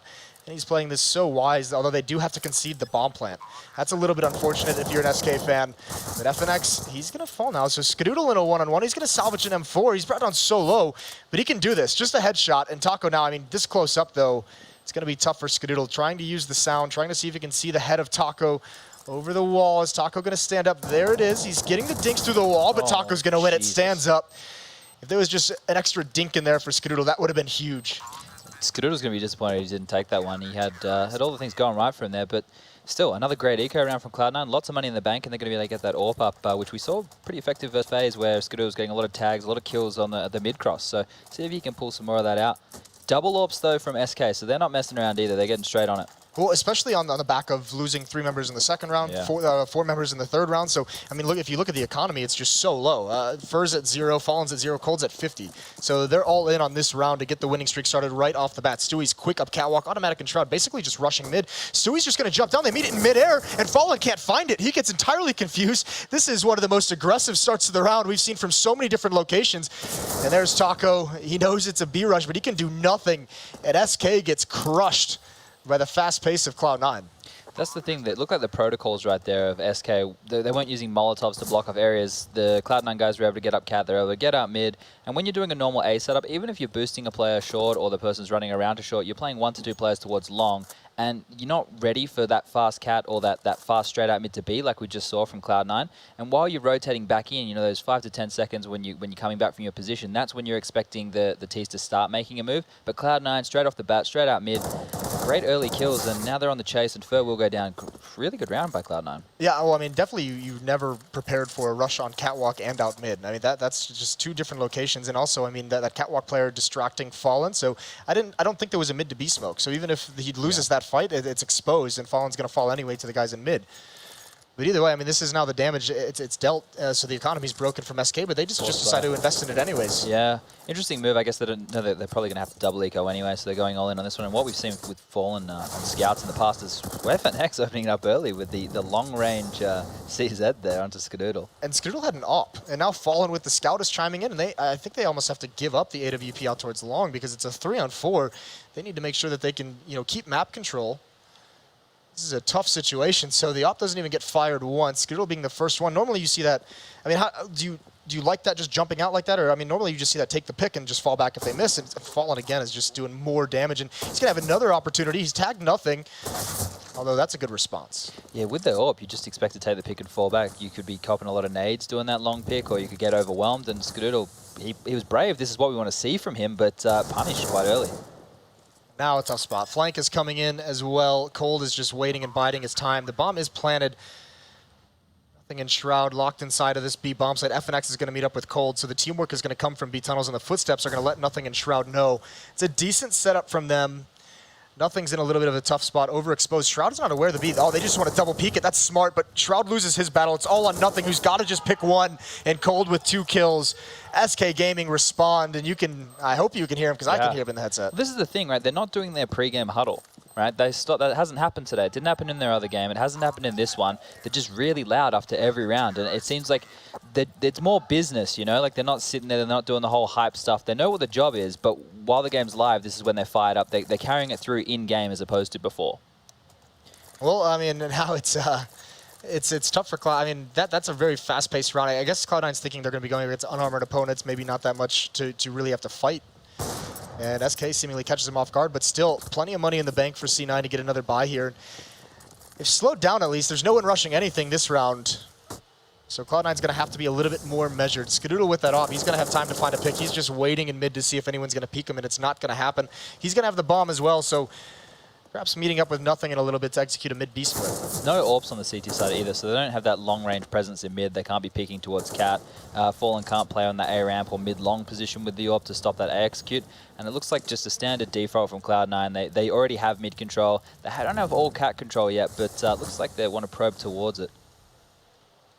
Fur's going to be the only one there, and Fallen's actually left him, even without the AWP. He's going to be leaning more towards mid. He's kind of the decision maker in this scenario. He has to choose whether he wants to go A or mid, and there's the Shadow showing up for FNX. He gets one, he gets two, big hold, and it's the AWP coming in next, and Skadoodle cannot trade that off. FNX has barely taken any damage, so huge advantage for SK due to his efforts. Stewie's trying to find a pick in mid, but no one is exposing himself, and that's tough. Down to 6 HP, don't even get to fire a bullet, no real chance, so Cloud9 at a massive disadvantage. Yeah, they're between a rock and a hard place right now, and Fur's doing what Fur does best, pushing out for information, being aggro, of course, but Skadoodle will punish him. And now it's a 4v3 situation. Stewie, 6 HP, not a lot he can do, but the A execute is coming in. Yeah, the big advantage is that AWP, the Fallen, that's just clean. And he's going to go for more, but Skadoodle, it's his job to do, and I don't think he realizes that FNX has gotten towards rail. So trying to jump down to catch off a rotator, it's a clever move, and he's got the time for it, but now that he sees no kill, 15 seconds left on the clock, and Taco and Cold are waiting for that. FNX cleans it out. Huge round from FNX, but precision shots from Fallen. Yeah, really important round by FNX, getting those 2 kills at long that basically put the round in SK's favor straight away. And then at the end there, you might not have noticed it, but he would have heard Skadoodle drop down to spawn. He communicated that to his teammates who were running towards Cat so they could flank, but once FNX called it, they came back to CT ready to frag and crossfire, and nice and easy. So Cloud9's going to have to get to the drawing board again, because they're going to be back on pistol. So coming into that next gun round, they're going to have to figure it out. SK with a big lead here so far. Grouped up out towards long. Nothing's got the utility. One flashbang, but look at Fur. He's on a hunt. And I just mentioned SK is the team where, you know, as CT with an SMG, why not go hunting for that bonus money? And there's Fur. Doesn't have to stop moving whatsoever. Time to reload. And now they've got Cloud9 boxed in, and this is all but over. Yeah, from talking to Fallen and the SK guys at E-League, they were saying that basically on these anti-ecos, they're more than happy to send Fur out with the SMG. They trust that he's going to get 1 kill, and he's going to give the team a lot of information. And they like to do that on basically all of the maps, you know. He has free reign to go over that MP9 or whatever he's rocking and go out, find the information. They trust him to do it, and then the rest of them just play solid Counter-Strike around that. And I mean, it's paying off here. Fur, I mean, he's built up some money. He's got full utility. He's got the M4, and he can also, I mean, as you build up that bonus money as well, you get more to be able to drop things to your teammates if it's ever needed. So just more economy in the bank for SK. And now Skadoodle with the AWP again. What can he find for them? It's Automatic leading the way. He's still, I mean, it was Blue on the desk who said that it was going to be big on Stewie and Automatic to have good games. Well, I think Automatic, he's at 0-6 right now. So he's got nothing going in his favor in this match so far, but cat control for Cloud9 again, no one really contesting it. I think a thing with the Stewie and Automatic combo is if you don't let them get into plays that they're comfortable with and you keep taking the fight to them, they don't get a chance to get in their groove, right? They're so good at being instinctual and making plays around smokes and pushing through that if you don't let them do that and you're fighting them, you know, when they feel they're still on the back foot, they're going to struggle. And like you see Stewie, the plays that he makes is where he pushes through the smokes and he has those flashes going off and he takes advantage of that ground while people are confused or they're still communicating about what's happening. And SK being so aggressive, they're not allowing that to happen so far. Well, and also looking at Stewie as a new in-game leader, he gets to base whatever play he wants to make. He gets to base his team around that. Well, now that they've been shut down, right? I bet you would have loved that back in the day. So badly. Well, Cold is going to have, I mean, he spots this through that little crack in the board, so he knows it's coming. What's the response? There's a kill from Fallen. He's even tagged up Stewie, I think, as a collateral. Good find from him. This B hit's got to be successful, but Taco's gone outside, so they're going to be able to play a retake with a man advantage, and there's no pressure from middle. So Automatic will plant, and it's going to be all about the retake. 2 flashes for SK. Really important by Taco. People need to realize if a mid to B split comes in, the B holders have to make a decision. You either fight tunnels as a unit, or you get out of the site and you fight the mid to B split. You can't just be stuck fighting between one or the other. And the retake is getting set up now, and because of that decision of Taco, they still have that number advantage, 4v5. 4v3, sorry, not 5. No, that's all right. 2 flashes as well that they've saved, and Fallen misses the op shot. Automatic flirting with danger here. How are they going to retake this one? Skadoodle watching for a window. There's Automatic behind the box. He pounces, got to do more.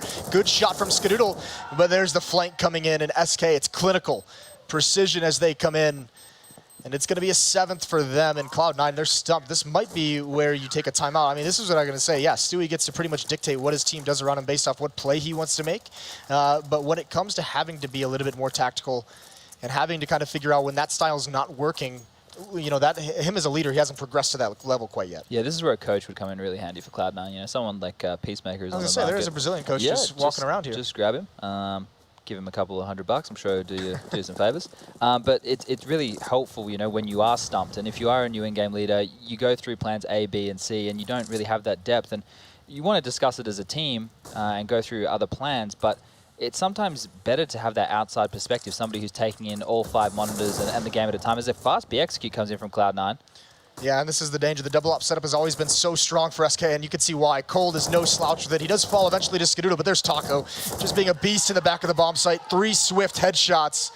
And SK, you said they were going to carry the energy through this match, and it's just getting louder and louder. This is the SK of old, you know. This is the stuff, just the passion, and they're at home soil advantage here, and they're loving it. If these guys don't make it to the stage, I think they will probably cry. Yeah, that would be heartbreaking. I think the crowd might actually cry. I think there would be collective Weeping crying. Yeah, all across Brazil. for weeping for the postman. I just want to note the way that they play the double AWP setup on this CT side. They don't have the 2 AWPs right now because Cold Zero lost it in the last round as this eco comes out on long. Is you normally see an AWP relatively aggressive in mid. I'm not saying completely challenging, you know, not fighting for that mid pick all the time, but at least going for information or trying to find an Xbox pick or a catwalk pick. The way Cold plays it is pretty well locked in the B site. You know, he made those 2 kills just then from B. And he was near window, and Fallen's playing more towards cat and A ramp. They're not playing it for information, they're playing it just for the powerfulness of those AWPs. Yeah, well, that was one thing that you know, could have brought up earlier. If we think back to that 4th round, if we take you guys back in time, double op set up right at the start, and that was the round that Stewie rushed up cat, automatic, and 1 other rushed out mid. Well, I mean, if they had someone playing for the information with that AWP peeking through those mid double doors, they could have spotted that mid rush, that cat rush coming, and that could have been what allowed them to get the information to adjust the defense. Either way, it's obviously not mattering too much because SK is just on a huge tear. Yeah, it'd be interesting. Oh, nice shot by Jordan there. Be interesting to see if Cloud9 go back to that fast play, if they get the spawns for it, because you have to kind of expect it if you're SK. It's the only thing that's worked for them so far.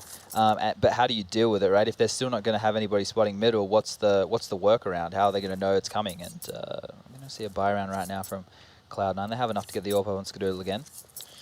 Yeah, and he's actually got 8 kills. He's the top of the scoreboard for Cloud9, which isn't saying too much, I guess. But, I mean, the real thing is you have automatic, you have Stewie. Those 2 players are at the bottom. 4 kills and 1 kill.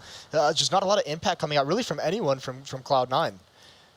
Looks like Cold Zero is trying to get up on the tall box and CD spawn. This setup where they have the 1 player towards the B site, and it's basically 4 leaning on A. This is something that TSM or the Astralis team with Carrigan first started doing, and this is when you expect a team to just go into a default and then into an A execute, because what Cold Zero can do is quickly rotate off and get to that A ramp, help the A player who is fallen at the moment, and stop that execute.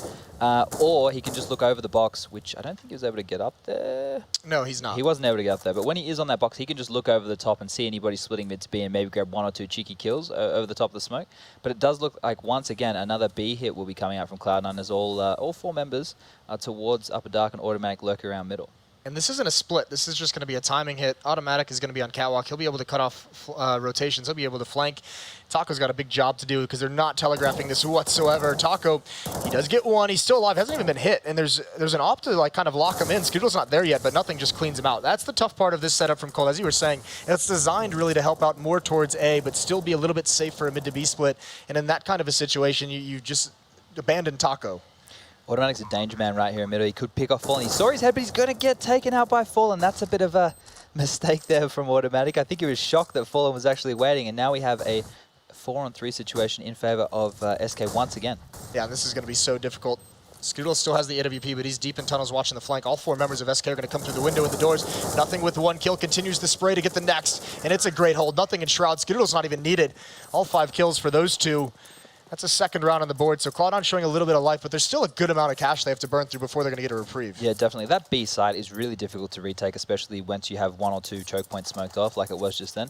When you're the CTs, if you have utility left, you know, like Molotovs or Smokes, you need to have like an idea of who's going to smoke or Molotov what. A smoke at the big box in B, which in Australia we call Heaton for some reason, you know, maybe a smoke towards Upper Dark, Molotov if you have another one towards Back of Plat, and then a really good flash, you know, that's really important. Not just a flash over the top. Quick long play right now, spawn play from Cloud9, and they're going to get 2 quick kills. Yeah, so Cloud9 not willing to go away from this fast aggression. This is really the first time it's worked. I think this is their 3rd attempt of really getting out long quickly. This time it's effective, and Fallen is trapped. That Molotov, Skadoodle, I mean, he's not, they throw the Molotov. This is a trigger point for me when I see this frequently. You throw the Molotov to flush people out, but you don't watch for it. That was actually a great play, though. Like, they didn't know that Fallen was there because the smokes were just clearing. Automatic threw that Molotov, which I haven't actually seen been used before. And they were able to get the kill off it, like you said. Skadoodle picking out a bit too early, but no real dramas there. Cold Zero's going to save that AWP. Well, he's going to try to save that AWP. He's got 40 seconds right now.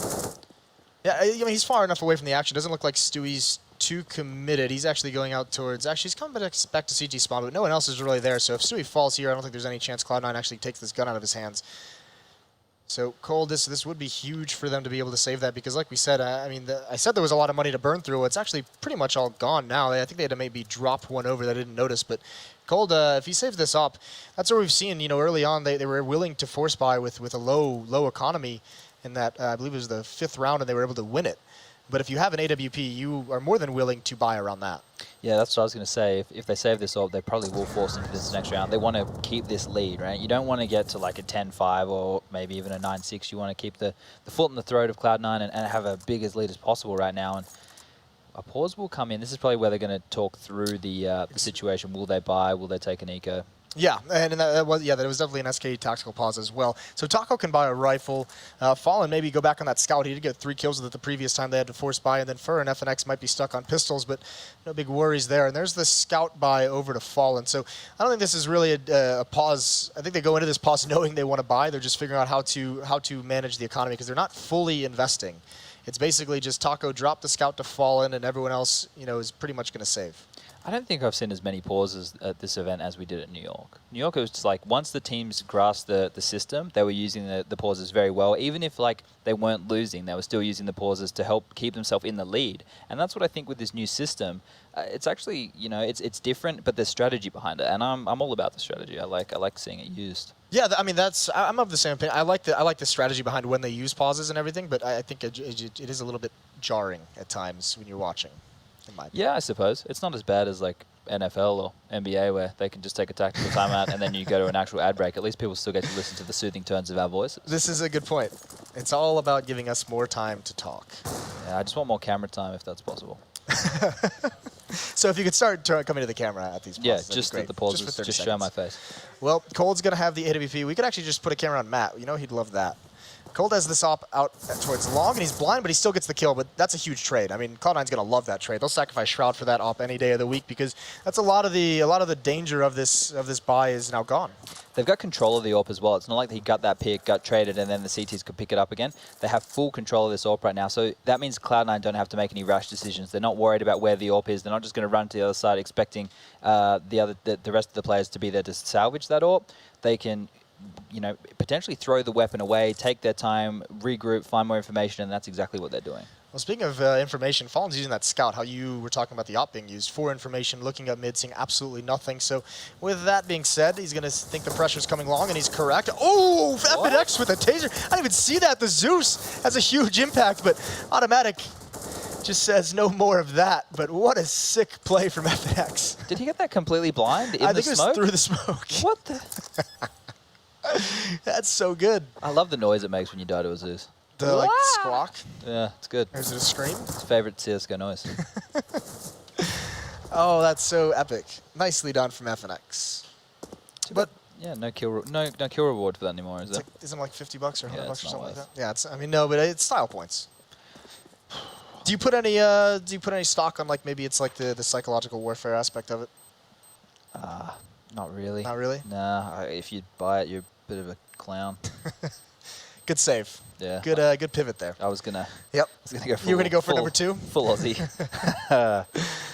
Well, this is going to be a 4th round for Cloud9, so it was looking so dire. And as we just had that conversation about pauses, I don't think Cloud9 didn't take one in that 9-1 run that SK was on. So yeah, unusual. They break through it despite not having a pause. Maybe it's just because they don't really have any other idea of what kind of strategy they want to pivot into. And there's no real outside voice. They don't have a coach who's going to be feeding them ideas. They can talk through it. You know, they could do tactical ecos in the freeze time. They're all going to be talking and speaking their mind regardless. So probably getting through it there. I would still want to see the pauses used. You get 2.5. May as well use them. Well, I know some teams, and I believe you told me this, you guys had a rule when you were in Renegades, if you lost 6 in a row at any point, no matter what, it was an automatic pause. Yeah, it was 6 to 7. So it depended like on the map or like how we're feeling at the time. But anywhere from 6 to 7, we'd take a pause. It's just to settle people. Like I felt Azza was a player who was like, I think he's the best Australian player, really benefit from, just a pause if they're not playing so well. Yeah. Early exchange right now is it's a 4v4 and a fast up long is coming right now from Cloud9. Oh, it looked like Fallen wanted to peek that, but I think the smoke grenade actually slowed him down, and he turns just in time after getting blind, and thankfully he did because Stewie was there ready to pounce. And Automatic again just perching up in this bomb site just like the last round. and getting a kill. So Cloud9, I mean, this round was a little bit slower, but once they got going, they just never slowed down. They never stopped. So it's looking like it's going to be a round for Cloud9 and SK with no kit, with no utility. They're just going to want to save these for the last round of the half. Yeah, their economy basically in the bin right now. They're going to drop whatever they can for the next round. The problem is with these AWPs, you know, running a double AWP setup, you're only getting a $100 kill reward, right? It almost, I don't understand it. I'm sure the Valve devs can explain it to me. I think that it deserves a $300 kill reward. Sure, an AWP is very powerful, and if you have good AWPers on your team and you can use it that way, but to only be rewarded $100, it hampers especially the CT economy so much, and it's just a hindrance, I think, because you want to see people. You don't want to see people having an AWP every single round. They should be punished for bad economy management. But when you're only getting $100 and you're one of the most skilled players on the server, it's a bit disheartening. I think you want to get paid for the work you're doing. For the kills, yeah, absolutely. You're a mercenary after all. Speaking for all the oppers. Yeah. You should start like an op union. Oh, maybe. It's not a bad idea. Yeah, Cloud9 now has really come back in this matchup. 4 straight for them, and a good decision. There's a pause. It's not tactical. It's actually technical. Yeah. So, I mean, this has been a great recovery from Cloud9, and it seems like, I mean, that previous round, you've seen the adjustments that have been made, not necessarily on the macro scale, but like micro, like realizing that the last time they did a mid to B split, there was cold Zera behind those boards under the B window, and they just spammed it that previous round. That was the first kill, so they spam it, they find that, and I mean, this might be a big reason why. I see on your screen you're hovering over Automatic, who we mentioned only had 0 kills a few rounds back. He's now up to 7, so his output has been vastly increased. Yeah, so just a few impact frags from him here and there, and they're able to put a few more rounds on the board. So that's what you want to see. Skadoodle's dropped off a little bit. He was leading the way early for the boys in Cloud9. He's actually dropped off a lot. I think he was leading with 8. Yeah, but the way that they've been playing it hasn't really allowed for AWP picks. They've been playing relatively quickly, so he's more in the back lines coming up after the action's already happened. They're not working around the AWP. So this is the thing with AWPers. If you're going to play like fast-paced spawn CS, the AWPer has to be a really good combat AWPer. He has to be willing to get in there and be good at those fast flicks, or you have to either work around him to the sense of we're gonna flash for you, we're going to allow you to have these picks, we're going to smoke, I'm going to jump out for you to open up a line, all that kind of stuff. So right now the fast style doesn't really lean towards giving AWPer chances. We are going to see 2 on the T side of Cloud9 now. And that'll be interesting to see if that slows it down, because one of them is Stewie, just a very fast player, and he's going for a pick over towards this B bomb site. Not going to find anything of it. That smoke is just going to let him know that it's wasted time for him to be there. But they have 4 members here. They only have, again, it's only Automatic. So this was the same thing they did with that timing pushing over B a couple rounds ago. This was kind of how they set it up. And because they don't have map control, they do have to be a little bit cautious as they come back. There could have been someone pushed up catwalk. Could have been someone creeping up towards long. So Stewie with this op, I mean, he's maintaining a lot of aggression with it, using it in the front line. It's going to be action on Fallen here in a second. Stewie's going to be coming around the corner. Flash comes over, Fallen gets blind, drops back, so the exchange is missed by both players there, but cat control is now gained, so a lot of information, a lot of map control for Cloud9, and they can dictate the play because all members of SK are back in their sites very deep right now. All 3 members of SK are in the A site. They're going to try and retake short, it looks like, as flashes go off, and they might push through the smoke. Yeah, and I mean, I can tell you from experience, being 3 defenders inside the A bomb site feels very uncomfortable. You have to choose somewhere to push. It's got to either be catwalk or it's got to be long. Now they're feeling the pressure, so now that they've gotten aggressive, Fur's leading the way. He'll have a quick flank, but this is going to be a mid to B split. Taco and Cold inside the site. Fallen with the op, can't really do too much through the smoke, but the flank off catwalk's going to come so quick. Fallen comes right through, but he misses the shot. He gets blind at the wrong moment, and there's Cold. The B bomb site is open. Fur's going to be quick into B tunnels, and FNX has just got to be patient. He's not the one to make a play, but unfortunately both choke points are smoked off. Skadoodle, he comes out with a pistol, and he wins that with the Tech 9. That is a critical fight to win. And FNX, a big job to do. He's got Automatic and Skadoodle low, but there's just so many targets as he comes through either of these choke points. Oh, it's a nice pre-fire. Gets the kill onto Skadoodle. He's just got Automatic at 19. If he can find that one, it would be huge. Nothing beneath him, and he spots that out, so now he knows where one is. What can he do with this information? And now he finds the other, but it's nothing to end it quickly. So Cloud9, they recover so nicely in this first half. They're going to end with 6 rounds. They didn't go away from that aggressive, fast-paced style. And nothing ends on top, 14-9. So we'll see if they can continue that comeback to close out the entire match when we return from the halftime break.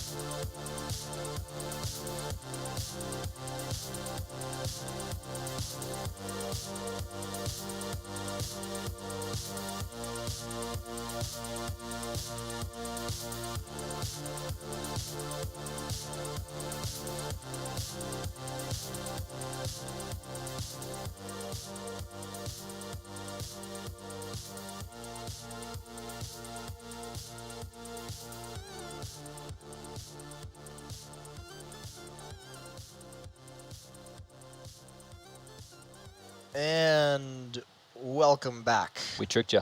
Yeah, we did. The timer. Yeah. Let's throw you for some loops. Hope you weren't getting a coffee or something, because we're live. Yeah, well, it did start out as a 23-minute countdown, so that would have been... Yeah, so you're ordering your pizza, you've left the house, Yep. you're in the car, next minute we're live. Yeah, and now you get back with your, what's your favorite type? Like cheese pizza? I just like pepperoni? ham and cheese. I'm a plain kind of guy. I don't like ham on my pizzas. Really? I'm a veggie pizza kind of guy. Good talks, good times. Well, hopefully you do have your pizza. Hopefully it was ordered before halftime. 6-9 for Cloud9 as they make a comeback. They did win 5 straight at the end of that first half. Now on the defense. And it's 4 players with armor and decoys, and then Skadoodle with 2 flashes and a kit. Aggressive? Oh, Taco's just running out long. He takes a decent amount of damage, but that's going to scare Cloud9 away. They fall right back. All 3 members were there, but they don't want to mess with it. Nothing is stuck at Car at the moment, and SK's going to fall away. The bomb this whole time, meanwhile, has been in the upper B tunnel, so that was not the final play. They just wanted to push back that defense. Skadoodle and Shroud are both on the ramp. I mean, they're in very awkward positions, halfway between long, halfway between the site. They have to figure out where they want to go. And SK, they're adjusting quickly. I'm really confused by this, right? You've gone out long, you've seen that nobody's there, and you've pushed them away, and you're still leaning towards the B side of the map, right? That's where you know most of the CTs are going to be like towards either middle or cat, and they're walking out into B right now, and a crossfire is set up between Shroud and Automatic. As smoke comes in, he can't see anything. He's spamming through the smoke, but SK quickly making their way out B hill. Yeah, the pressure is 4 players from mid. It's just so hard for the B players to deal with that. Nice shot from Automatic. Can he get one more? No. That would have been huge, and there's Cold cutting off the rotations. Actually, Cold, I mean, he was the one player that you think was going to come out mid in that split, and instead he just chills. Shroud clotheslines him for his troubles, but it's still a 2-on-3 retake. They do have a kit on Skadoodle, but he's got no armor, so that's going to be deadly against the Glocks. And SK, they've gone passive. Cold's going to come out mid a little bit delayed. Taco is in the tunnel, so we can delay for time, but here it comes. Oh, Cold peeks at the exact moment that Shroud wanted to enter the site, so Skadoodle can't help him. And now Shroud is just stuck between 2 different sides. This is going to be a pistol round for SK. He hasn't even, oh, he does have the kit, but it's not enough. 10-6. It's so frustrating when you're stuck between players like that. You know, Yeah. Shroud he just wants to hit the one tap on the head there so he can go and take another duel, but instead he's constantly worrying about getting prodded and poked from either direction, and not a lot you can do in a 1v3 on the pistol round with no utility and the player's relatively high HP. Yeah, and it's tough to imagine. I mean, 4 players coming from mid, you just, even if with the scenario where the B players to choose to defend once, okay. Good night, Sweet Prince. Shroud's bought a scout. I think Stewie had the deagle there, and everyone else seems to have taken like a relative, oh no, wait. Yeah, no, a relative eco. Nothing bought something, must have left spawn late and bought something because he's got a PT-15 armor. I didn't say that at the start. Yeah, I mean, that's not going to be... I mean, with that pick, I mean, that's a 6 shot from Fallen, but this is just going to be so tough. Automatic with the deagle and the B-bomb side all alone, so, I mean, Cloud9 with a small gamble out towards A. 3 players here. What's more frustrating than crossing mid at the start of a round and getting headshot through the doors? Like, honestly, you're only in the round for, what, 5 seconds and you're already dead. And then you have to sit here and watch your teammates. And then if you got somebody like Skadoodle who wants to, you know, stay alive and try and protect and get as much money as you can, you're waiting the whole round. It's really frustrating. Yeah, I mean, I think the only thing more frustrating than, I mean, with an AWP you can kind of understand it. With a scout, I think that's the frustrating part. Oh, that's a nice blind shot, but Taco's there to recover, and he gets 3 kills very quickly. So there's some more of that money bonus. Nothing with the deagle. Ooh, that's another blind headshot as Cole just walks right into the bullet. If nothing can get one more, that'd be huge, but it's not going to happen. Fallen jumping around to the MAC-10 using the movement advantage. So SK up again, and this is now, I mean, this is going to be tough because it's much like the last match we just saw where FaZe had 2 big leads to start each half, and now it's SK like that. I mean, they've won both pistol rounds, and Cloud9 really has to put a stop to this very quickly once the guns get in their hands. The problem is with the CT economy for Cloud9 is even if they take that first gun round, but they lose a lot of numbers, they're going to struggle into the second, and more than likely, unless this anti goes horribly wrong for SK, they're going to have enough money to string 2 gun rounds back to back, and that's where the CT economy, it's a cruel mistress. Yeah, it's brutal. She's not a nice one. You got to string a couple of rounds together to build up that bank, and even if you max out on money, if you're having a lot of AWPs and utility, it's still not impossible for the Ts to get on top of you. 2 gun rounds in a row, and you're already starting to struggle. Yep, and I mean, this is going to be a clean sweep, and there's those SMGs again, the front line just trying to build up the money. Another way in which the terrorist economy is much better. Not as cruel of a mistress, a little bit nicer of a mistress. Yeah, definitely. They want you to blow things up, apparently. So, AWP will come out here on Fallen. Taco might hold on to that UMP. I hope he does. Well, I mean, you know, Cloud9 says you guys can do it. We'll do it as well. Double op setup right in the 4th round. So, I mean, you talk about how hard it is to manage the economy early on for CTs. Well, 2 ops isn't going to make it the best, and getting tagged if you're Stewie. You just talked about it. There's nothing really more frustrating than dying, but definitely getting tagged like that does not make you a happy camper. They're not using the AWPs to find information in mid either. It's relatively reserved from these guys. I've noticed that on Dust 2, you know, for some time now. I mean, at the beginning of CSGO, teams were challenging mid constantly, like every single round. Now teams just seem to think that that's not, you know, the odds are not worth the fight if you're a CT. So I mean, you see often mid control and as an extension, cat control given up pretty freely for the most part. The reason that you want to like keep teams honest in that sense is even if a team is going to be thorough with their default, they're going to throw their flashes and smokes to negate you. That's fine. They just want to push you back. If you don't have any presence at all and they decide not to throw anything, like you said, you're giving it away for free. And that's exactly what's happened right now. There's no Xbox smoke. They didn't worry about flashing over mid or flashing for that close cat AWPer. SK are just able to walk up with all their members. Yeah, and 4 smokes, 4 Molotovs, and Skidoodle is in a position where even if he gets a kill here, it's so hard to fall back. He has no cover except dropping down. There's a good find, though.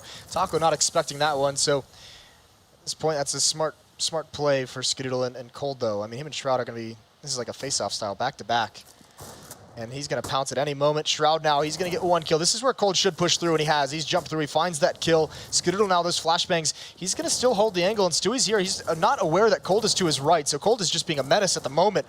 And there it is. There's another kill. Fallen with 1 onto automatic. The bomb is down on Catwalk. But SK still has a lot of progress to make, and actually with 15 seconds left, Fallen might just bail out. Does he have time to get there? This is going to be close. He's got to go to the mid. They have to fight this. Yeah, well, I mean, Skidoodle's got the tough part now of knowing that Cold is watching. What a round from Cold. What a monster. That's a 4K from him. Nice and easy. Yeah, and he was away from the action. He does that as a very aggressive lurk coming through the smoke to get 1, and then just staying there and preventing anyone from coming to support that site. So even though SK loses all the fights at the actual bomb site, Cold just wins everything else. That would have been really tight. I think it was like 10 seconds left as Fallen was starting to like run up the B hill, so I'm not sure how close to getting the bomb down he would have been. So Skidoodle taking that fight, he wanted to stop them from even getting anywhere near it, but Cold just too good. I think we've said that a lot, that Cold is just too good. And either way, this is not the SK that we've seen, you know, being a little bit more impotent in the past few months. This is a very confident SK. Yeah, well, with the games that SK have lost, it's been versus VP, right? Like the team who's currently #1 in the world. So it's seeing them lose is the bit that's surprising. But the opponents that they were losing to in VP, that's obviously such a good team. You expect them to take these games versus Cloud9. We know that they're the hope of NA and they're currently the best NA team. But you really have to still back SK, you know? Even though they were slumping, it's like not a normal slump. It's not like an NA level slump. It's like a world-class level slump.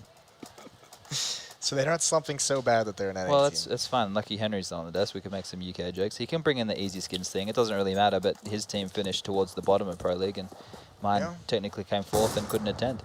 I like it. Take that, Hank. Hank G fans. Can't even respond. This is the best kind of banter. I know, it Let's really get away is. for free. I love it.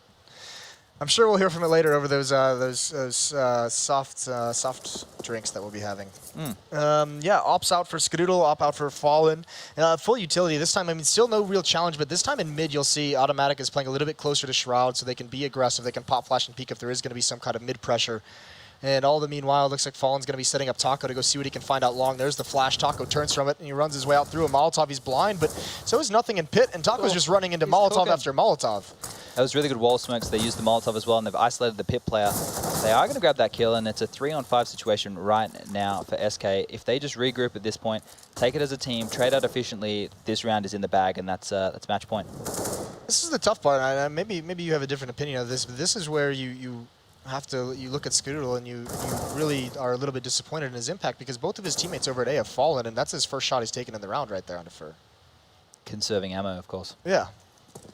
I mean, that's where you know, normally in the past you'd see him get involved. You'd see him try and hold out with his teammates around those smokes, try and bail nothing out of the pit, but for the moment he's just fallen back. So I don't know what your opinion is. I know, you know, there's been a lot of talk, a lot of criticism of him, but right at the moment he just doesn't seem like he wants to get involved in the action. He's like, You know, in Top Gun, when Maverick just like bails out of the dogfight right at the end, that's like Skadoodle. He needs someone like Sean or something to like call him up and be like, well, come on, Skadoodle. Was Sean like basing the team, because I don't know the inner workings, you probably have a better idea than me, was he basing stuff around Skadoodle, giving him all the chances? Because I don't feel Cloud9 would be doing that, right? They're basing a lot of their stuff around Stewie. Right. And he is the star of the team. I completely understand that. But if you want to give somebody who can potentially be a star AWPer and has been in the past of Skadoodle, you have to give him or build him something to give him some confidence. It seems like that's been completely lost from him. But his teammates are willing to support him. I've seen that on Twitter. Yeah, yeah. I mean, I've talked about it a lot. Definitely, they're not basing strategies around him, but I think that more stems from the fact that he just he is not that like dynamic, aggressive, like playmaking AWPer that he used to be. Exactly, but there's a difference. I think people go, oh, we give our AWPers freedom. There's a difference between giving your AWPers freedom and actually helping them find picks. There's no point going, we let the guy do whatever he wants. That only goes so far. You need to be able to set him up with smokes, flashes, molotovs, plays to actually push the Ts or the CTs, depending on, into his crosshair. You just go, oh, we let him do whatever he wants. Well, that's only half of the puzzle, right? It's a team game. He can go for aggressive picks if that's what he's feeling, or he can go for aggressive plays with the AWP. There needs to be more to it than that, in my opinion. Yeah, definitely more than 50-50 battles. Well, now we have an execution, and Shroud is going to have to do a lot. That's a nice shot falling in the air. Taco goes down. FNX follows as well, but the A bomb site is open. It's Shroud, Automatic, and Stewie, all with FAMASes. They have no kits. They have a smoke and a decoy for whatever that can do. And Automatic and Stewie still are not close to retaking this bomb site. They have to meet up on Catwalk, but the kit is, like I said, it's already missing. So there's nothing they can really do here. They have to do this quickly, and there's coldzera just right against the wall, out in the open, and he does great damage. Gets 1 kill and great damage, and Stewie's got to win a 1-on-2 to keep him in this, and he's got to do it fast. Furza low at long, but falling with the off angle, misses that shot. And now he just jumps up and he ends it. Fallen wants to get out of here, so SK looking good on home soil. Easy enough right there for SK, and this is the team I want to see. You know, I think they need one more victory now to secure themselves a spot in the. I'm not going to. Don't lock that in. Don't take that to the bank. Yeah. I'm just saying things. That's kind of my job. But I think, you know, that this is looking like the better SK unit. This is the one we want to see, especially in Brazil. Yeah, absolutely. This looked much more clinical. It's much more confident from them, not only as individuals but as teams or as a team. So, yeah, definitely picking it up here at the end where it seemed like they had a shaky match or two on the first day. But what are I mean, this is now Cloud9 still, they're 2-1 now, so they still should be sitting pretty good at the top of their group. Yeah, the problem, we could have like a drawn group. I think we can have like, there's so many different potential ties that we could have, which would make it messy, because as I was saying before, and I think I gave you the wrong impression, that rounds matter. Apparently rounds don't matter. I thought rounds mattered. Yeah, I asked Graham. He said rounds don't matter. Yeah, he came up and he showed me during that last match, so that was fun. But yeah, rounds don't matter, but that win certainly does for SK. So we're going to send it back to Alex, Yanko, and Blue to see Blue's tier, since he finally predicted a North American team, and now he's got to feel the salt. All right, there you go. SK C9 managed to pick that one up, and SK do manage to go ahead and get another win on the board. Convincingly so as well. Yanko and Blue joining me for our final death segment of the day, and I think we have to kind of address the elephant in the room that is Cloud9 CT side, unable to make too much happen. Yeah, I had to just think about that one. God, it really has been a long one. Unable to make things happen, Yanko. That's true. I mean, 9-6 half. In the end, they needed to do more in the second half, but I actually believe that Cloud9, the round that really cost them the game was that anti-eco they had early on in the first half, because yes, they did lose the pistol, but in the two following eco rounds, they managed to get the plant both time. They managed to get a lot of kills as well, so they were putting pressure on SK's economy. They win the first gun round with some unreal pace too, just running towards Cat, jumping down CT spawn, and basically that one round forces SK to go on an eco, and I felt if Cloud9 wins that round, then they have, you know, more room to take risks, and their T side was actually pretty good in terms of decision making and game plan and what they wanted to do on the map itself. They weren't phased by the fact that their B split didn't work the first time around, that, you know, Cold got 2 kills with the AWP, Taco got 3 kills with the M4. They kept pressuring that B site, and they got a lot of rounds towards the end. More importantly, too, if they are able to control the economy early on in that game, then they deny the double op setup from ever becoming a problem. That allowed SK to hold so much control over the first half there, and it just didn't really seem like Cloud9 was really able to do much to overcome that. Automatic as well was really quiet for the first quarter of the entire match, and then we really only saw him coming in towards the very end, and by that point it was far too gone. Of course, the recurring theme as well was just that CT side cruel mistress economy. SMGs from SK just building so much bank, and you just see constantly Cloud9, when they did go into the 4th round, they did go double ops, it was almost too little too late. SK running away with it at that point. I mean, the problem is you lose both pistols as Cloud9. Yeah. You don't get that good start. And in the first gun round, it was really messy from SK. You could see the plan, Coldzera sneaking in towards CT spawn. They wanted to go Cat. Skadoodle had a cool angle, something you don't see very often on the ledge towards Cat. You could see that Taco wasn't expecting that. He gets the kill, sees the bomb, so gets a pretty good idea that they want to end towards the A bomb site. Really little time left for SK in that round, but Coldzera bails them out with getting the last 2 kills, 14-6 at that point. You know, really an almost unsurmountable feat before Cloud9 to get 10 rounds and win the game. Cloud9 though do concede their first.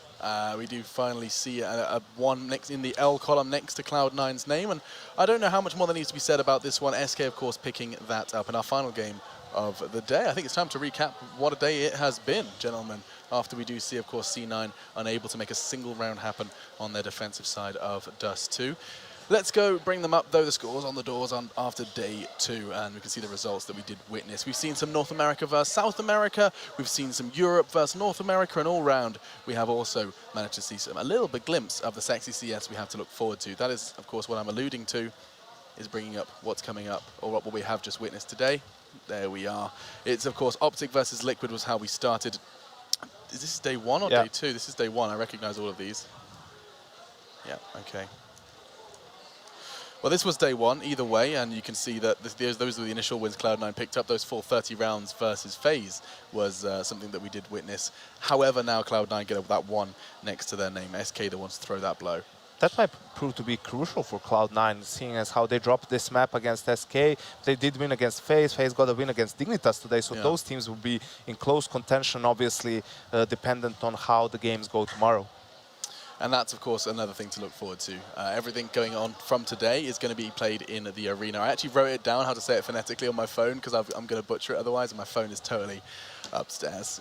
This is the results from day 2, though, and you can see... Sick stuff. That's from today. Yeah, that is today. Okay, Mouse Sports versus Optic Gaming. SK picking up that stomping on Overpass as well in Group B. And you're right. I mean, seeing that result for Cloud9 does make this group a whole lot more dicey. I can't help but feel, Blue, if I asked you to choose a game that had you on the edge of your seat, those 30 rounds, NRG, NIP, probably at the tip of your tongue. Well, it's crazy, right? Because they start off so dominant in that matchup, and it looks like they're just going to crush NIP, but all of a sudden they lose all of that momentum in all of one swing there, too. And then Get Right picks up full momentum and full swing there, too, by the end of that one. That last round is testament to that one, and he just completely shuts down energy, and they somehow make that massive comeback happen to be able to win that match. Doesn't even end up going to overtime, which is the part that surprises me the most. Soul-destroying loss for NRG, and perhaps not so soul-destroying Dignitas versus Faze, Yanko. That was a matchup that I don't think the devs quite anticipated to see go the way it did. Absolutely not. I mean, Dignitas is really hot right now, in good form, but against Faze, fortunately they lose both pistol rounds. It's a best of 1. Config was having, he was having a quiet game. He wasn't performing, getting those kills, but I feel it's not his fault that much to an extent. First gun round, he dies being aggressive, but after that, they were playing mostly passive around mid, and maybe that's not where he's at his most comfortable. Now, with the 2 days of play done, it seems clear that the Group A top 3 is almost locked in. I mean, you've got Optic, Envy, and Mouse Sports basically sit riding high. As Liquid and Mortals have been yet able to make too much of an impact in this tournament. However, they will be playing tomorrow still. NRG, no, they will not be present. However, we will be seeing them play a game for placement, yes, tomorrow as well. And that's what else is coming up tomorrow. Let's bring up the games that you had. No schedule. We have no schedule. It's a little difficult to decipher sometimes. But either way, there is, of course, a little bit of an outlook towards tomorrow. The games we haven't seen, you were thinking about it, Yanko. I saw you theory crafting what SK had yet to play. There was one, SK Dig is one. Yeah, the SK Dig is tomorrow. That's going to be great. And for Immortals, unfortunately, they've been looking super shaky. I have a tough time seeing them making it out of the groups tomorrow. I feel it has to be that home crowd, giving them, you know, that extra, making them play really, you know, maybe reminding them of how they can play, getting the crowd behind them, getting some momentum. One of the games will be against Liquid, if I'm not mistaken, so maybe they can use that as a boost. But unfortunately, I believe the first game tomorrow is Immortals Mouse Sports, which is going to be an extremely difficult task for them. Yeah, With Mouse Sports, I mean, showing up as strong as they are, though, and the Immortals, I mean, dropping to Optic as well, it's certainly not going to be an easy task, and Mouse Sports have been showing up in all sorts of shapes and sizes. Lowell having a very impressive tournament so far, and the rest of the team really showing up, too. I don't think there's really been a really weak link so far as Mouse Sports is concerned. I think Mouse Sports are probably one of the exciting premises, alongside Envy. I mean, these guys have already demonstrated that they could very well be a contender as well in those playoffs. I think that's an intriguing prospect. Definitely looking super solid so far. Of course, you would like to see how they perform when it comes to the playoffs and best of threes, when they have to play maps that they're not as comfortable on. So, yeah, I'm definitely curious to see how that goes. You raised the best of 3 point before about Optic. When they get to the playoffs, that's something that we haven't really seen too much of them. Of course, best of one seems to be their specialty, but we'll be seeing all of that tomorrow.